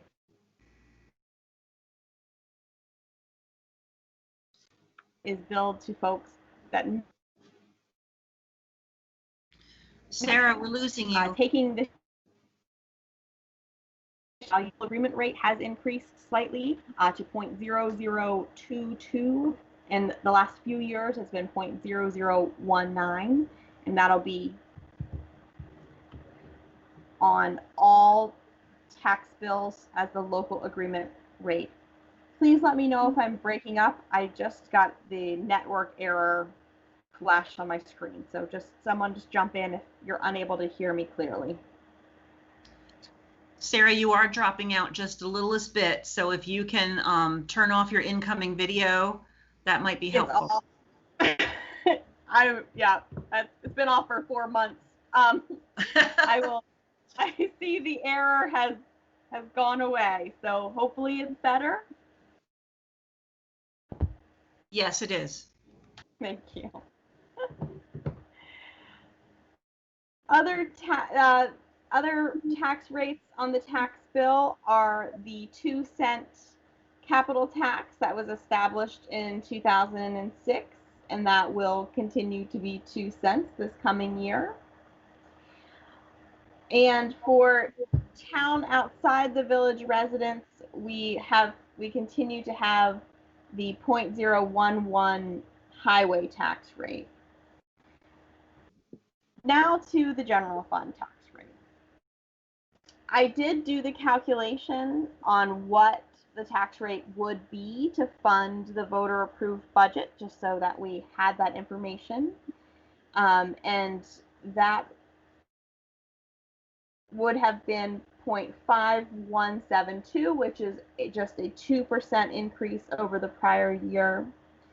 We have spoken previously, however, about leveling the general fund tax rate to respond to the hardships caused by the COVID-19 pandemic. And so this memo is recommending that the select board set the FY21 general tax rate at the same level as last year, which is 0.5067. If Greg, if you would scroll down to the next page, please. All of this combined would produce a 0.06% tax rate increase that's caused just by the recalculating of the local agreement rate based on the new education taxes, or 84 cents to the average $280,000 property. I would now be happy to take any questions. Board members, questions for Sarah?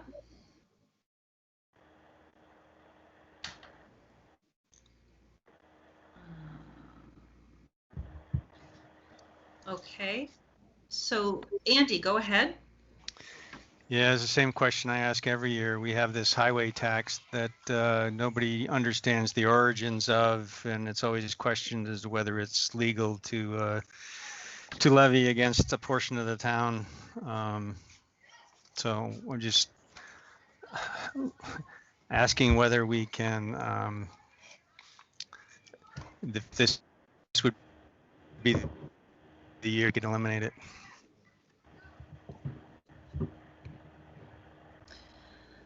Sarah, can you give us a background on the highway tax, especially for our new board members who might not be aware of the specifics? Oh, I will do my best. I am not as well versed in this as Lauren was. I will do my best, and then if need be, I will get some more information to share as well. So actually, Elaine, I don't know the original origin. I do know that it previously was quite a bit higher than it is now, and that it's a tax levied on just properties outside of the village. And it is correlated, it approximates now the dollar amount of the capital transfer from the highways department to the capital fund in the town, which makes some sense in my mind, because even though the village highway budget is paid for by the town budget, the village highway capital is not part of that. So the village pays for their highway capital, and then through this highway tax, the town outside the village pays for the town's highway capital. And when I say that, I mean the contribution for the rolling stock, so for all the trucks and equipment. That's not a great background, Elaine. I don't know if Evan wants to jump in, or if a longer tenured board member has some additional information to share. No, thank you, Sarah. The only information I recall is anecdotal, and I received from the previous town manager, was that the highway tax was instituted on properties outside of the village back in the 1960s by the select board. And you're right, it was significantly higher, and it's been reduced many times over the last several years.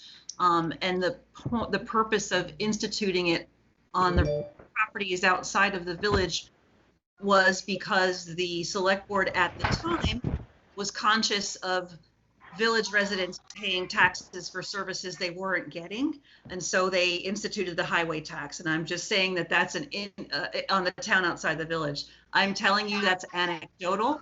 I don't have specific information about that, but I do recall that was what I was told several years ago. So at one point in time, it was, I'm not sure what the rate was, but we are down now to, I want to say we reduced it to 2%. At the time, we shifted the village public works budget from the village to the town budget. And now it's down to the rate it's at now. And we had planned on eliminating the highway tax as part of offsetting the cost of merger for town outside the village taxpayers. So, which explains why it's still in existence now, because we were graduating it, or not graduating it, we were lowering it incrementally until the point where once we merged, that would be the first thing to go away. So that's the extent of my knowledge on that.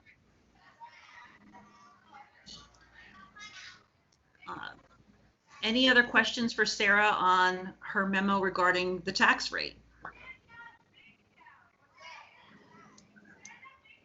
Dawn, is that a hand up? Okay. Andy, your hand is up again? So until 1971, the highway tax was a separate article at town meeting. And so up until that point, it was voted on individually. I don't know how the vote was handled, whether town outside the village people only town outside the village people voted on it, or whether the entire town voted on it. But it was a separate item. It has been 5 cents, it went up to 10 cents, then went down to 8 cents, and stayed at 8 cents for a long, long time until we started reducing it during the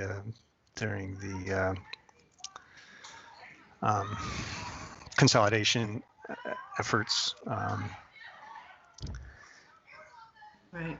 So I don't know if other board members have any position on whether they feel comfortable taxing a segment of the town that is not even identified as a district, a different tax rate.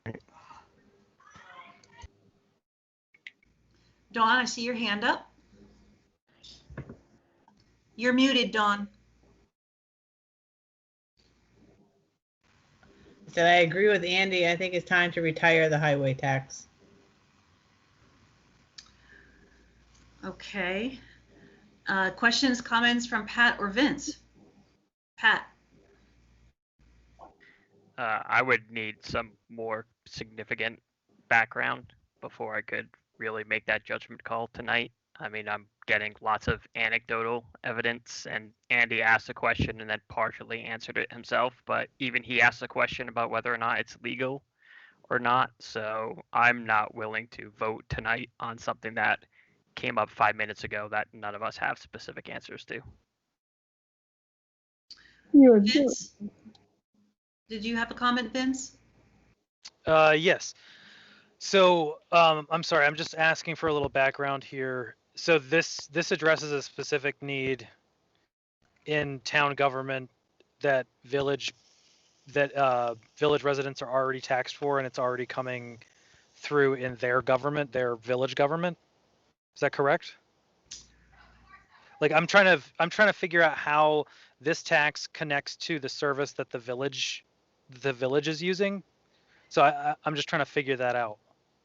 I don't understand it.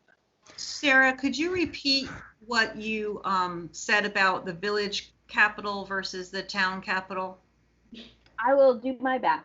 So the village, in the village general fund budget, the highway department budget is set by the trustees and then voted on by the village, but village residents, but prior to that, that amount that's set by the trustees is then plugged into the town budget so that both highway departments' operating budgets, both being the town and the village, are paid for by all town residents. So that imbalance you get where the village residents pay into the town and then into the village is not there for the highway operating component. In the village operating budget also makes a contribution to their rolling stock capital fund, which is capital for anything with wheels, from the general fund to the capital fund for highway equipment each year. And that happens outside of that highway operating budget. So the contribution to capital for highway or public works vehicles and equipment is not part of that amount that's paid for townwide. When I look at this, the amount that the highway tax is at now in the town, the dollar amount approximates the amount that's transferred annually from the town operating budget to the town capital fund for highway vehicles and equipment. Is that helpful, Vince? So that I feel like I said the exact same thing, so I don't know if it was a better explanation. No. It was good. Sorry, it just got caught up in all the other points, you know. So I guess my question is, you know, is this something that like could be done at a town level? Would the trustees be amenable to like release this to the town, or is this something that the junction really feels strongly that it's part of their core, like so the junction government feels strongly? Maybe you have the entities reversed. This particular item is not related to the village at all. In fact, it's part of the town budget, and it's a tax levied on town outside the village taxes only. Right. I would say, what? Go ahead. Sorry, but like my point is, there's an equal or quote unquote like a facsimile fund that the village has that they're taxed for. Is that correct? That's part of the village budget? Yeah, there's a similar mechanism, right? We have to fund capital. And so one of the ways to do that is through operating transfers. I know a couple of years ago, prior to her retirement, Lauren Morso had discussed the possibility of making a shift and moving that village highway capital contribution into the village highway operating budget, which would then have it funded by the town-wide, and at the same time eliminating the highway tax to the town outside the village. That would have had, I feel like it was very close to a net zero impact on taxes because of, you know, if you take the town outside the village tax only, you take it away, it gets folded up into the general tax rate. Therefore, spread across a larger grand list. So it has an increasing impact to the village. It has a decreasing impact to the town outside the village. And if you're doing the opposite on a village item, the two, they essentially washed. I see lots of hands. Evan, I think maybe, I don't mean to take over, Elaine, but I think Evan might want to tack on to what I've been saying. Yes, Evan and then Andy. So Sarah has it exactly correct in the mechanics. Andy, you have it correct that it's been around since the 60s. And the way it has been explained to me, since it's been in the town budget every year since the 60s and has been on a floor vote for that period of time, the voters have approved the town highway tax as part of the overall budget. If you remove the 0.011 in the budget, you will remove about $170,000+ from the town budget comparatively to what we have proposed, and there will be $170,000 shortfall in the rolling stock fund for all the trucks that only the town outside the village have, including road graders, plow trucks, etc., with no time for staff to adjust for the reduction in the income. Also in front of you is a change of the budget you originally approved, as did the citizens on the floor of the town meeting. This budget is a compromise to COVID-19, which kind of came on as the town meeting was going on, and we felt that the citizens of our community at large were going to feel the brunt of COVID-19. And as you can see by our unemployment rate rising from about 2.2% to today's rate of about 7.7, we were not that far off of our concerns. So I would be concerned with what we are proposing to do and adding on another reduction at this point. So, but that is clearly the providence of the board, and we will answer your questions as best we can. Andy and then Dawn. Yeah, I guess I should have been clear that my intent would be to shift it to the general fund. You know, we wouldn't eliminate the $170,000. It would shift to the general fund and increase that tax rate. But then you're right, we have that other discussion about keeping that flat. So then that would go against that. That's a fair point to bring up, but it's. And if you do, excuse me for interrupting, Andy, but if you do put it into the general fund, then you are taxing the entire town, including the village. And if you are not sharing any of that service or equity to the village, you're taxing them for something they're not receiving. But we've been told over and over again during the merger discussions that we can't have a tax on one district that's different. So right. These are the conundrums that I'm dealing with, and I'm learning every day. I'd like to suggest that we move forward with what's proposed with the board, with the staff memo on the tax rate today, but keeping in mind that our budget process for FY22 begins in October, and we will be revisiting this conversation in the pretty near future. And so that might give us some time to get a little more education on the highway tax and give staff some time to think about ways to absorb what would happen if we eliminated that tax. And keeping in mind also that that is something that we were using to offset the cost of merger should the voters choose to go forward with that. So that would change the math on our proposed 12-year plan with the merger tax rates. So, you know, eliminating it now has impacts on other things. I agree with Pat. I don't have enough information to make a decision on that today. So I'd just like to propose that we plan on following through on the memo and the information we have before us now, and then have this conversation with more information in the fall when it's time to start the budget again. Dawn, your hand is up, but I'm not sure if that's because. It is now. I'd like to make the motion. Okay.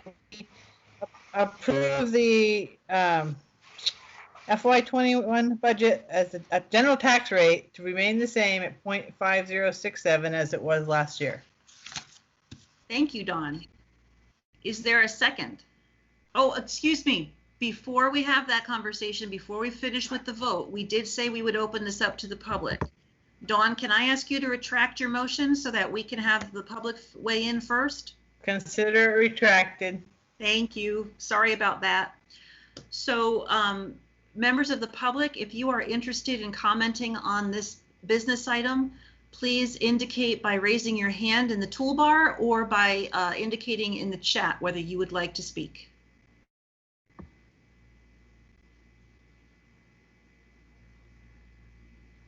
What's that? I don't see any. And Elaine, because of the time lag, you might want to give that 20 or 30 seconds. Got it.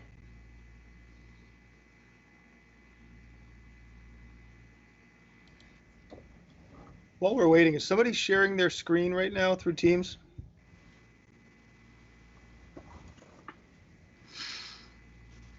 Somebody was, but they're not anymore.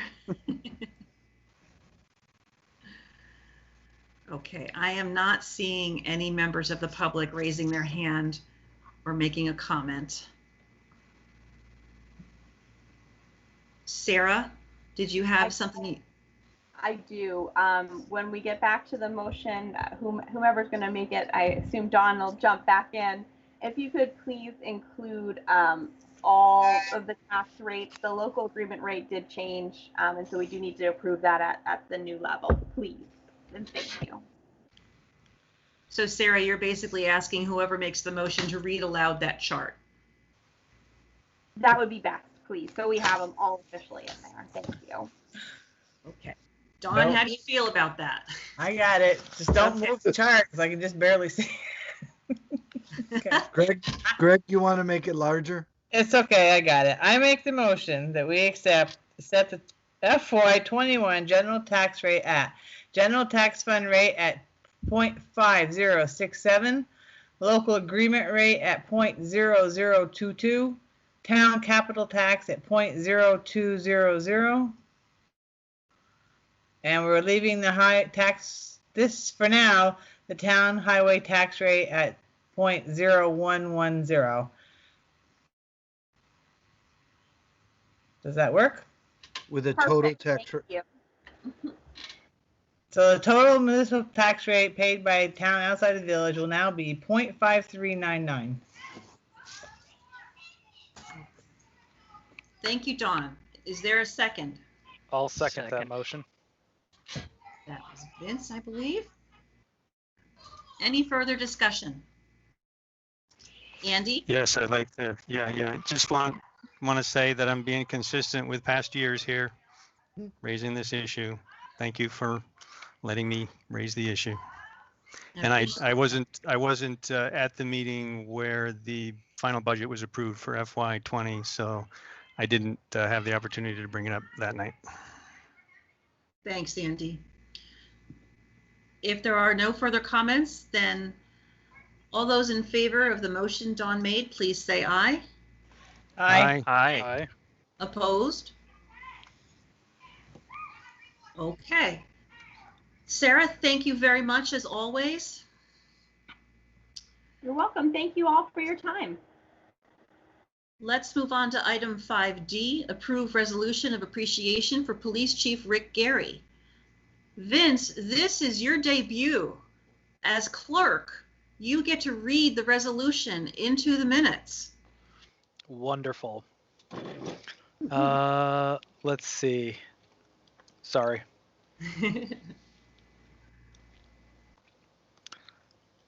Scrolling. Greg has it up on the screen as well. If that's oh, he does? Yeah. Oh. Resolution in appreciation of Rick P. Garey. Whereas Rick P. Garey was hired as the police officer for the town of Essex on June 5th, 1989, and whereas Rick retired on July 17th, 2020, and whereas Rick has concluded more than 31 years of dedicated service to the Essex community, and whereas Rick has served the Essex Police Department and the Vermont law enforcement community exceptionally well for decades as an officer, command staff, and chief of police. And whereas Rick supervised and mentored many subordinates as a commander and chief of police. And whereas Rick has served as a dispatcher, a patrol officer, a detective, and was promoted to corporal, sergeant, the town's IT director, lieutenant, captain, and finally chief. And whereas Rick has been part of several major criminal investigations during his tenure at the Essex Police that greatly impacted the safety and welfare of the communities of Essex and citizens of Vermont. Now be it. Resolved that the Select Board, Board of Trustees, and Unified Manager, on behalf of the citizens of the Essex community, hereby extend our gratitude to Rick for his many years of service to the people of Essex. Adopted this day, this 20th day of July, 2020. Thank you, Vince. Anytime. We just need to vote to approve this resolution, but I just want to give a word of thanks to Chief Garey. He has served our community incredibly well. He was a huge pleasure to work with and did us proud in everything he did. We're going to be sorry to miss him, but the department is definitely in capable hands. Dawn, your hand is up. Okay, I didn't know it, but I'll make the motion that we accept this resolution as presented. Thank you. Is there a second? Second. That was Dawn and Pat. Any further discussion? All those in favor, please say aye. Aye. Aye. Aye. Opposed? Okay. Thank you again to Chief Garey for his 31 years of service to Essex and to Vermont. Okay. The next business item, item 5E, discussion of next steps for potential merger with Village of Essex Junction. Evan, would you like to kick off this conversation? Sure. The village trustees took up a similar discussion last week, Tuesday. Based upon timing and schedules and people's feelings, there is a deadline to get an item on the ballot for the November election, and that timing is coming up in early August. And there's still some work to be done, a lot of work and a lot of discussions. So this was meant to be an opportunity, whether it's tonight or at a different night, for the select board to discuss how it feels about merger, how it, whatever the key issues are for it to discuss amongst itself. In moving forward, not moving forward, or maybe some other options as to if you are not going to be on the November ballot, is there a future ballot or more work and just continue to work? So that's why it's on the agenda, and we had no idea how long some of the items ahead of it were going to take. And so it is up to the board to decide how much it wants to discuss, if at all, this topic tonight. Evan, thank you, and Greg, for putting this on the agenda and giving us the space to have this conversation should we choose to. Board members, what are your thoughts?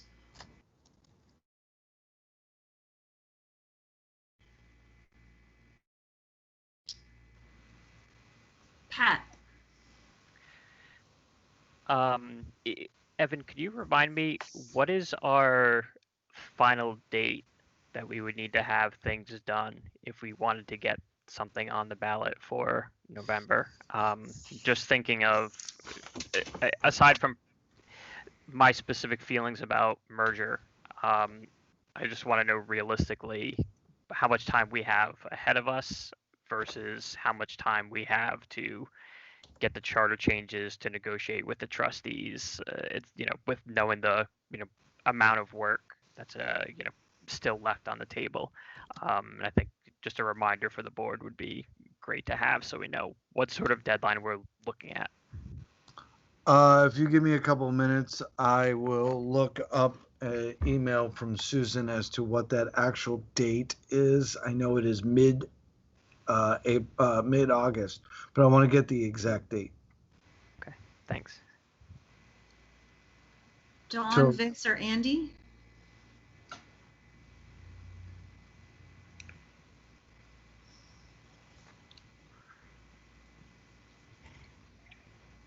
Andy? Sorry.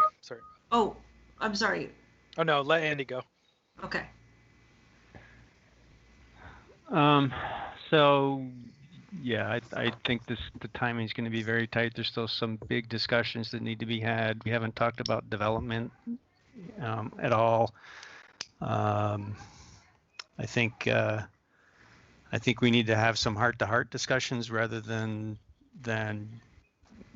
just plowing through a proposed charter. I think it needs to be an open negotiation, and I think perhaps we both sides need to offer something up to make this go forward. One thing that is often referenced is back when we had that all-day meeting in the cafeteria at the high school. It's often said that all 10 board members supported going to merger, but that comment never includes the further comments that were made by anyone where I said it depends on how we get there. I'm in support of mergers, but again, this depends on how we get there. And I really think that we need to make sure that we're being open, that there's no preconceived decisions that aren't discussed and are just simply pushed forward. I think we need to make sure that we maintain appropriate jurisdictional segregation until we get there, so that we're not acting as one board prior to a merger. So having said all that, though, I think time's too short to get something done for November. I'm not in favor of pushing it out by order of years, which has been discussed by some. I think that either I would try for town meeting next year rather than pushing it out a year. I'd like to do it sooner rather than later if we're going to go there. Thanks, Andy. I think Vince had his hand up next. Yeah, I basically just wanted to echo what Andy said. Like, I think timing-wise, it's not just a lot for us as boards, but it's a lot for the residents of Essex to try to pay attention to everything that's going on in the world right now and pay attention to how its governments are trying to merge. And I would be in favor of pushing the vote off to town meeting day, so that we can kind of just take our foot off the gas a little bit and collect ourselves and try to just give it some space, because I feel like everybody's always on top of it, and I think we just need to pull back a second, kind of regroup. If COVID didn't happen, we didn't have racial equity issues, it would have been the main discussion of the entire spring and summer, and I just don't think it was given the amount of air that it needed to have to get it to vote in November. I really wish we could have gotten it there, because I really want to hear from all the town, like everybody, as many people as we can get out to vote. But I don't think it's fair to anyone, the boards or the general populace. Okay, thanks, Vince. Dawn?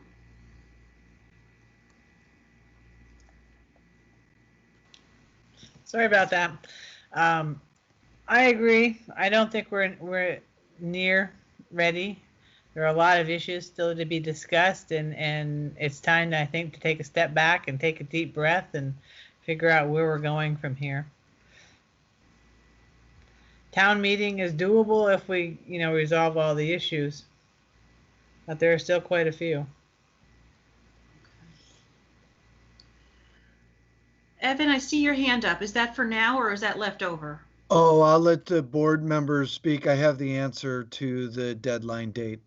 Go ahead, please. Okay, so the actual date is August 24th, but I want to read a section of an email from Susan, because it's not that easy. Secretary of State's office regarding adding the language for a merger vote to the general election ballot. The deadline is end of August 24th. There are a couple of potential issues, however. The warning for the special town and village meetings has to be adopted and posted no earlier than 40 nor later than 30 days before the vote.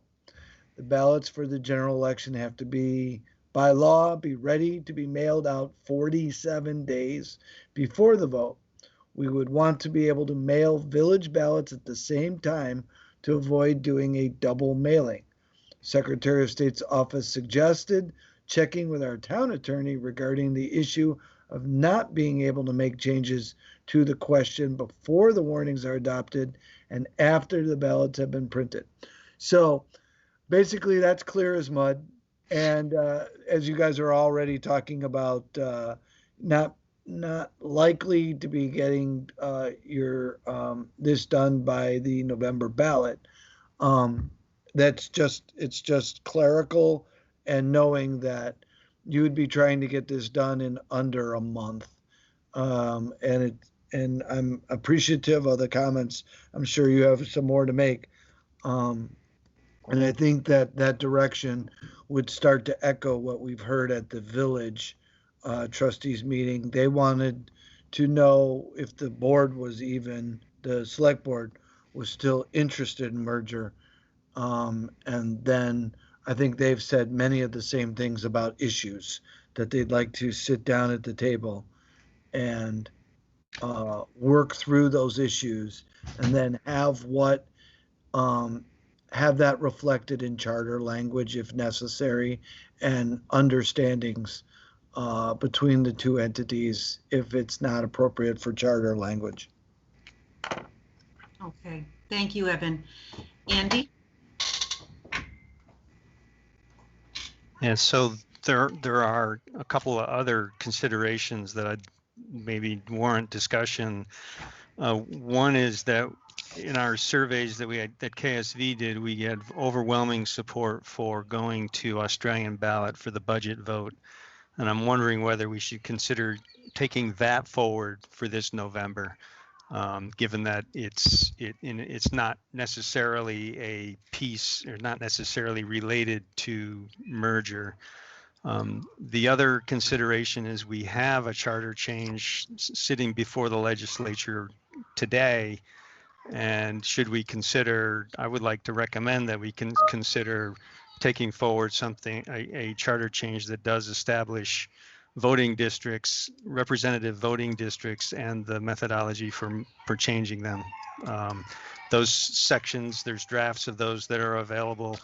I think that kind of that content could be pulled out of the whole merger discussion as well, since it's a structure of the select board question, not necessarily a merger question. Okay, thanks, Andy. Board members, any comments response to that? Dawn? Andy, did you mean to vote the budget not in November, but at town meeting by Australian ballot? My suggestion is that we move forward with a charter change that moves the budget vote from a floor vote to Australian ballot on town meeting day. Okay, thanks. I didn't. Okay, so all right, thanks. Pat or Vince, any questions or comments about Andy's suggestion? Yeah, I beat the drum of independent or of districts in Essex all the time. I just want to echo that I feel very strongly that having an independent districting commission would be a good thing for Essex, just because of the diversity of needs of services from all of its residents. You know, you have dense suburban, more sparse suburban, and then you have rural, and there's shades in between those. But I think districts would go a long way to helping people that don't feel represented by members of the select board to be represented by their neighbors. That's just my feeling on that one. I don't know what that looks like. I don't know if that's feasible pre-merger, but I'd like to explore that as well if possible. So my only thought on this, Dawn, did you have your hand up again? Okay. My only thought on this is these are items that are currently included in the draft charter. So to remove them from the draft charter, I would think it would be appropriate for us to discuss that with the trustees, since we are composing that charter with them. I don't know that we can unilaterally just pull those out of the draft charter and vote on them ourselves. So I would at least want to have an answer to that.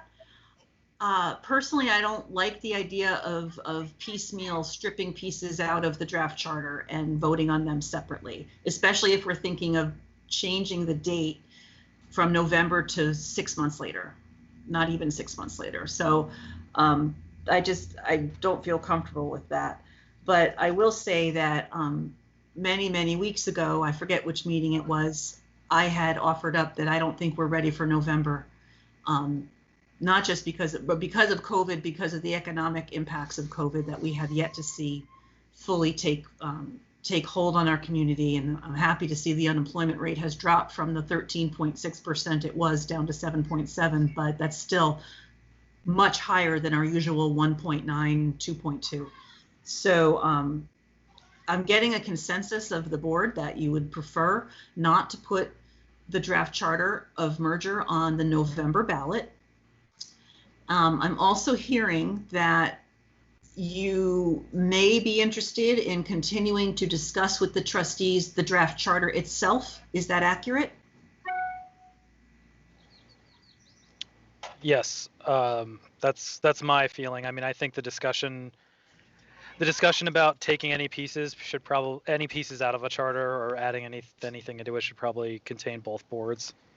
You know, if we decide to strip out something, you know, that is the structure of, as Andy said, the structure of the select board, then it's on us to try to figure that out. But I think the decision on that should be made. The decision on whether to do that or not should be made by both boards, in the interest of, like, you know, unity and how and functioning together as town government. We've lost you. Okay. Oh. You say that last piece again, please? Yeah, I think, you know, in the name of, like, not pissing anybody off again, we should really try to be as open and in our discussion as possible, and inclusive. I didn't feel great when I heard the trustees' feelings, you know, and I don't want to go through that again. Because, God, the apologies, man. I mean, you know how long it takes to call people, and then you got to be like, I'm sorry, and it's terrible. I don't want to do it again. Many times. I So, can sympathize with you. I know. So no, it was good. It was enlightening. But I'd rather not go through that process again, if possible. Okay. Thanks, Vince. Pat, your hand is up. Yeah, I'm certainly very disappointed to lose November and the largest representative vote that we will ever see in our lifetimes, most likely. Moving to town meeting, however, I think is inadvisable at this point, because we honestly are likely still to be dealing with COVID then. I would hesitate us to just push it out to town meeting day now. If we're deciding not to do it in November, then so be it. But it's not a great idea for us to say, let's shoot for town meeting day, because we still don't know what the future looks like as far as this disease and as far as whether or not we're going to be able to do all the things we wanted to do in the lead up to this point. Get out to people, have the meetings, meet in person, etc. So I don't want to put a new date on it, which leads us to the issue of we need to introduce staff support. If they're going to continue running two communities, we need to be really sensitive to the fact that, you know, they're pushed to their breaking point, I think, as they've mentioned numerous times now. So we may need to look at some alternate options, whether that's bringing in additional staff to help and assist them with the meeting packets or whatnot. I don't want to see us focus away from November onto town meeting without knowing what March looks like yet, and it's difficult to make that decision. The second thing I think is that I'm also a very strong advocate of Australian voting ballot, but Vince, like you mentioned, this really gives me the feeling that we're pulling out lots of good ideas from the charter going ahead with them. And then at that point, residents of Essex would be like, well, why bother merging? Because we've already got the good stuff that we wanted. You know, I'm just not sure that that's a great way to consider things. You know, you know, this was supposed to be a whole package. You know, if we pull this out and then people decide after they've gone to Australian ballot that they're not concerned with the tax inequities that the junctions are paying, then we're stuck with that. And that's, you know, there's difficulty there in convincing people to come out and vote once they've gotten the things that they really want. Okay, Andy, is your hand back up? It is. I'm really aghast that we would ask the trustees' permission to go to Australian ballot for our vote. That makes no sense at all to me, and I don't. It's not related to merger at all. I mean, it's a completely separate thing. And if we lose merger, we also lose Australian ballot if it's an all or nothing charter change. The other thing is we have a previously voted on by the town charter change. Sorry, I've got some young girls here getting excited this evening. We've got an approved charter change that has some issues with the gov ops, and it's really none of the trustees' jurisdiction for them to tell us how to react to a strongly voted charter change that's already in existence. So I don't think that we should abdicate our responsibility to the other board, you know, regardless of, you know, their feelings. They're elected officials. They gotta, you know, they're not always gonna get their way. I don't know. I'm shocked. Andy, if I may, I need to clarify. In no way am I suggesting that the select board ask permission of another municipal body to put something on our own ballot. That is not at all what I'm saying. But what I am saying is that removing an item from the charter that we're working on together is a substantive change to that charter, and they would need to know about that. I'm not saying, hello, trustees, is it okay if we do this? That's not at all what I'm saying. What I am saying is if we intend to do something like that, we must inform the trustees and we must treat it as a negotiation, as a change to the draft charter that we are working on together. So please understand, I am not saying the select board needs to ask permission from somebody else to do this thing. I hope I've been very clear on that. The other thing is we have not spoken about 3.3 yet at all. We are still talking about the decision about whether to put the draft charter on the November ballot. We haven't even gone into the conversation about whether to move forward or whether we can move forward on 3.3. So please don't assume that the conversation we're having is making a single decision on multiple topics, because I don't think we've discussed that one yet. Evan, I see your hand up. Did you have more? Forgot to take it down. Okay, thank you. Any further conversation, board members?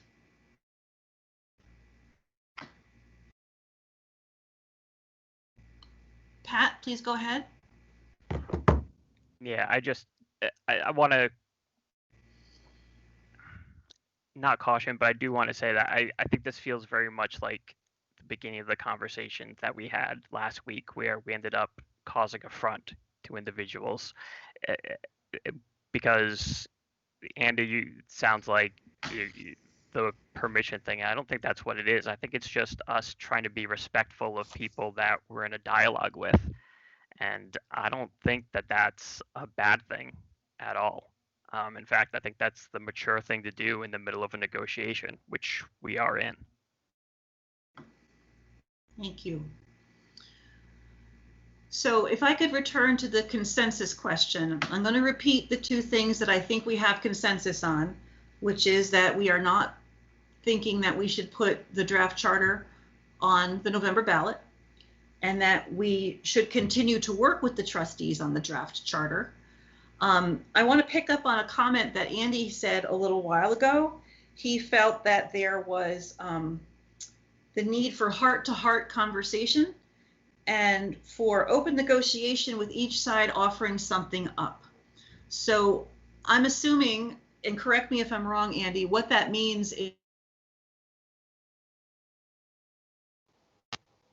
discussing charter and going through each section as we had begun doing, and we do need to continue that process. But it sounds like you're asking for an additional conversation about sacrifice and acceptance, and whether we truly want to pursue this conversation altogether. Is that an accurate assessment of what you were saying?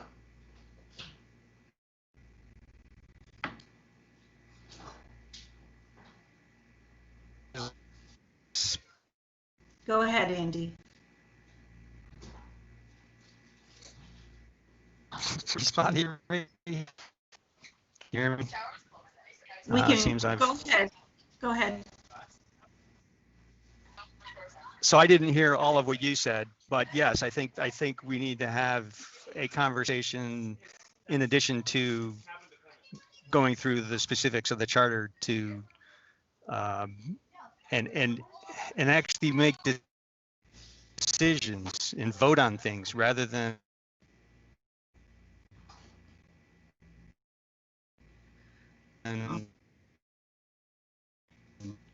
Andy, we're having trouble hearing you. Can you try again?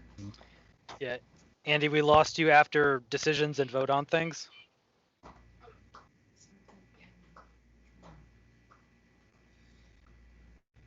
Andy, would it be helpful if you typed your comments into the chat? I really am loath to do that, but we're having trouble hearing you, and I'll read them aloud. Oh, yes.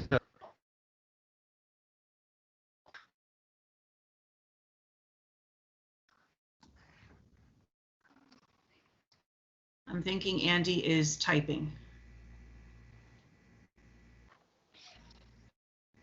Okay. While Andy's typing his comments, does anybody else have questions or comments about this? Items that we haven't brought up? Okay.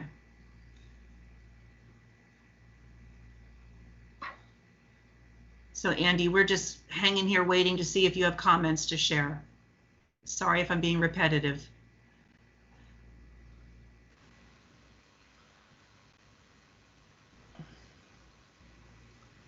Dawn, please go ahead. Is there a way to have these other people that are waving their hands all over my screen speak while we're waiting for Andy? I'd like to have the board wrap up its conversation for the most part, and then the public can weigh in as much as they like. I'm anxious to not let Andy get cut off. Oh no, I understand that, but while we were waiting, I didn't know. Andy is losing his. Andy says he's losing his connection and cannot hear us. Damn it. Okay, let's do that. Let's shift over. Go ahead, Vince. Oh, sorry. I didn't know if maybe we could table this until all our other business items were over and then try to resume that with Andy's comments. Is that okay, or I don't know the process? That's a really interesting idea. Let's shift to public comment, and then if we can't get Andy back by then, maybe we'll table and see what we can do. Does that sound good, Vince? Yeah, that's good. I mean, I don't know. I kind of feel bad that Andy doesn't get to hear the public comments either. If he, I mean, if it was just he couldn't speak, it's one thing. I realize that. Okay, Andy is texting us or chatting that he seems he will have to drop. I'm going to ask him to try to call in. Can you try to call in? Oh, I think he's like up near the Canadian border. I don't think he has service. All right, I've asked him if he wishes to table. I'm reluctant to cut off the public who's waiting to speak. Yeah, I know. So let's transition to public comment. As I've said earlier, if you wish to speak, you can raise your hand with the toolbar, or you can ask to speak in the chat. Please do not use the chat for conversation or commentary. Please, I see Betsy Dunn has been waiting patiently, so she can go first, and then Ken Signorello. Go ahead, Betsy. Okay, thank you very much. Along with Andy, I am very in favor of having the Australian ballot question for the town meeting on this November's ballot. In that the meetings I have been at for the merger, the people from the trustees that are on that, as well as the people from the town, from the select board that are on that committee, all agree on what that says, in that at the town meeting, we don't vote on the budget, we can amend it, ask for an amendment to the budget, and then the town select board will go back to their little chambers some of their time, decide if those changes can be made and what impact that is on the budget. And once they decide, they post that, and then it's voted on at the same time we do our school budget. And that saves us $15,000 in order to do that. And it puts us in alignment with the common law commission that says that any person who lives in a town who is an eligible voter should have the right to vote. And right now, we don't have the right to vote if you are working a 12-hour shift, day shift, or if you're working an evening shift and you haven't been able to get out and do the vote at the town clerk's office, or if you're out of state, or if you're in Europe, somewhere else out of country, which is what that common law says. And I think that we are in no way offending the trustees. They agree to this. It'd be in the charter, and it would just be something that would continue on if it did pass the whole piece, because this is a town discussion. It doesn't need to have the trustees agree with us, agree to have it on the ballot, and that, yes, it'll be in the charter, and we won't have to change that when we make a charter change.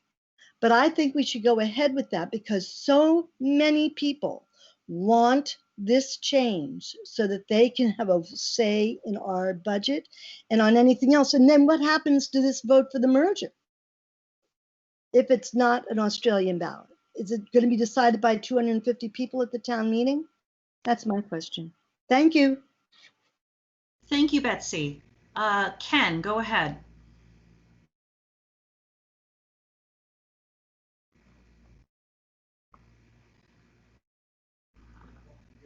Ken Signorello, please go. I'm trying to speak. How about now? Can you hear me now? Yes, we can. All right, that's better. Two things. For Vince, and good evening. A motion to table anything is a privileged motion. Anybody can make it, and there's no discussion. It can be voted on, and an item can be tabled. The way the merger discussions have been going, and the way the charter has been, the execution of the new charter has been proposed, it's a brand new charter for the entire town. The old town charter would be scrapped. Village charter would be scrapped. Brand new charter for the town is what you're negotiating. Therefore, any changes you make to the charter between now and that vote are, if it passes, would be moot. So if you decide to go to Australian ballot now, and maybe, as Betsy was suggesting, maybe the new charter has not Australian ballot, back to the annual meeting, guess what? That's going to rule because the old charter is going to be scrapped. So you're not really pulling anything out of the currently negotiated charter at all. You're simply amending the existing charter. The items will still be in the new charter, the merger proposed charter. They'll be there. They'll be voted on, and they will supersede anything that you might do. So my suggestion would be, yes, do the easy stuff. Everybody wants Australian ballot for budget. No brainer. Do it. Everybody seems to like districting. Relatively minor adjustments to make for a redistricting commission. Get that done. That would set you on a track where you have less to negotiate because you'll probably want to keep those changed in the merger charter, or you'll have something to negotiate over and trade with potentially. Let's get rid of the redistricting commission and stick with that large, for example, would be an alternative, and that might be a give and take. So that's my suggestion. Andy's pointing out, I think, a great idea. Pick and choose the easy stuff, get it done. That way, guess what? As Pat was just suggesting, we may still be in COVID land come March, and it might be nice to have Australian ballot for the budget as opposed to a physical meeting. That would make good sense. I think that's a good observation. I think that's it for me. Thank you very much. Enjoy the evening, and hope you're not up too late. Thank you very much. Tracy Delphia. Good evening. I just wanted to point out that the topics of Australian ballot and merger are not mutually exclusive. One can happen before the other, one can happen after the other, they can happen at the same time. If it's good for the community, and it should move forward, regardless of trying to make the connection to merger. I also highly disagree with the comment that we shouldn't take Australian ballot out now because it's one less reason to vote for merger.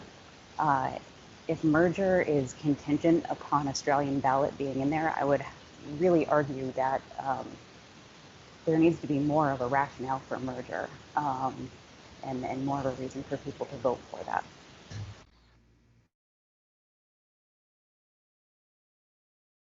I think that was all, Tracy.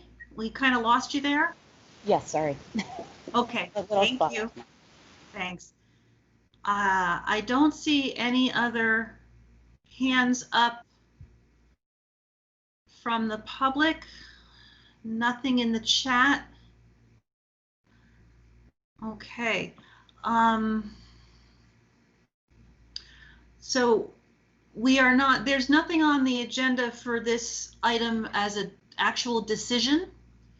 So again, I'm going to go back to the consensus items, not November, and continuing to work on the charter with the trustees.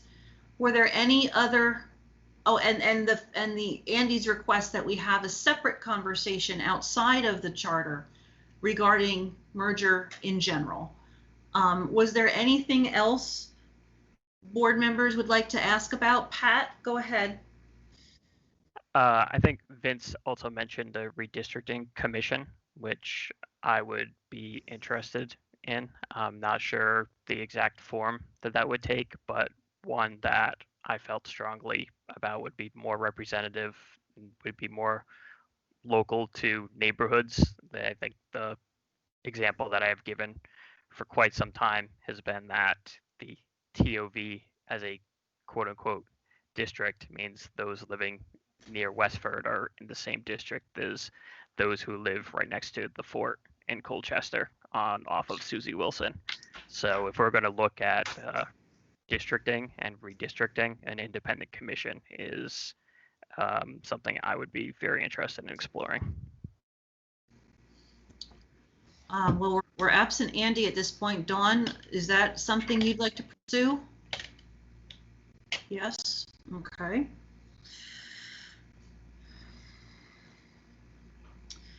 Just taking notes, sorry. Okay. So we have 4 items of consensus. Evan and Greg, I think our next step on this is to continue talking to the trustees, continuing scheduling work sessions with the trustees to go through the items of the draft charter, but to also set up a meeting where we discuss merger in general. I don't know what the timing of that should be. I'm going to leave that in your capable hands, but I do want to harken back to a comment that Pat made a few minutes ago. Pushing the ballot initiative away from November also means pushing back the length of time it's going to take for town staff to get assistance or to have a reduction in workload. So I think when we have a conversation again about this, we should hear from you what you're dealing with and how it will impact the staff if we do not move forward in a timely way, and what your recommendations might be for us, both budgetarily and staffing wise, to help you get through this, because we are delaying what we were heading towards, and this has a significant impact for staff, and we want to alleviate that as much as possible.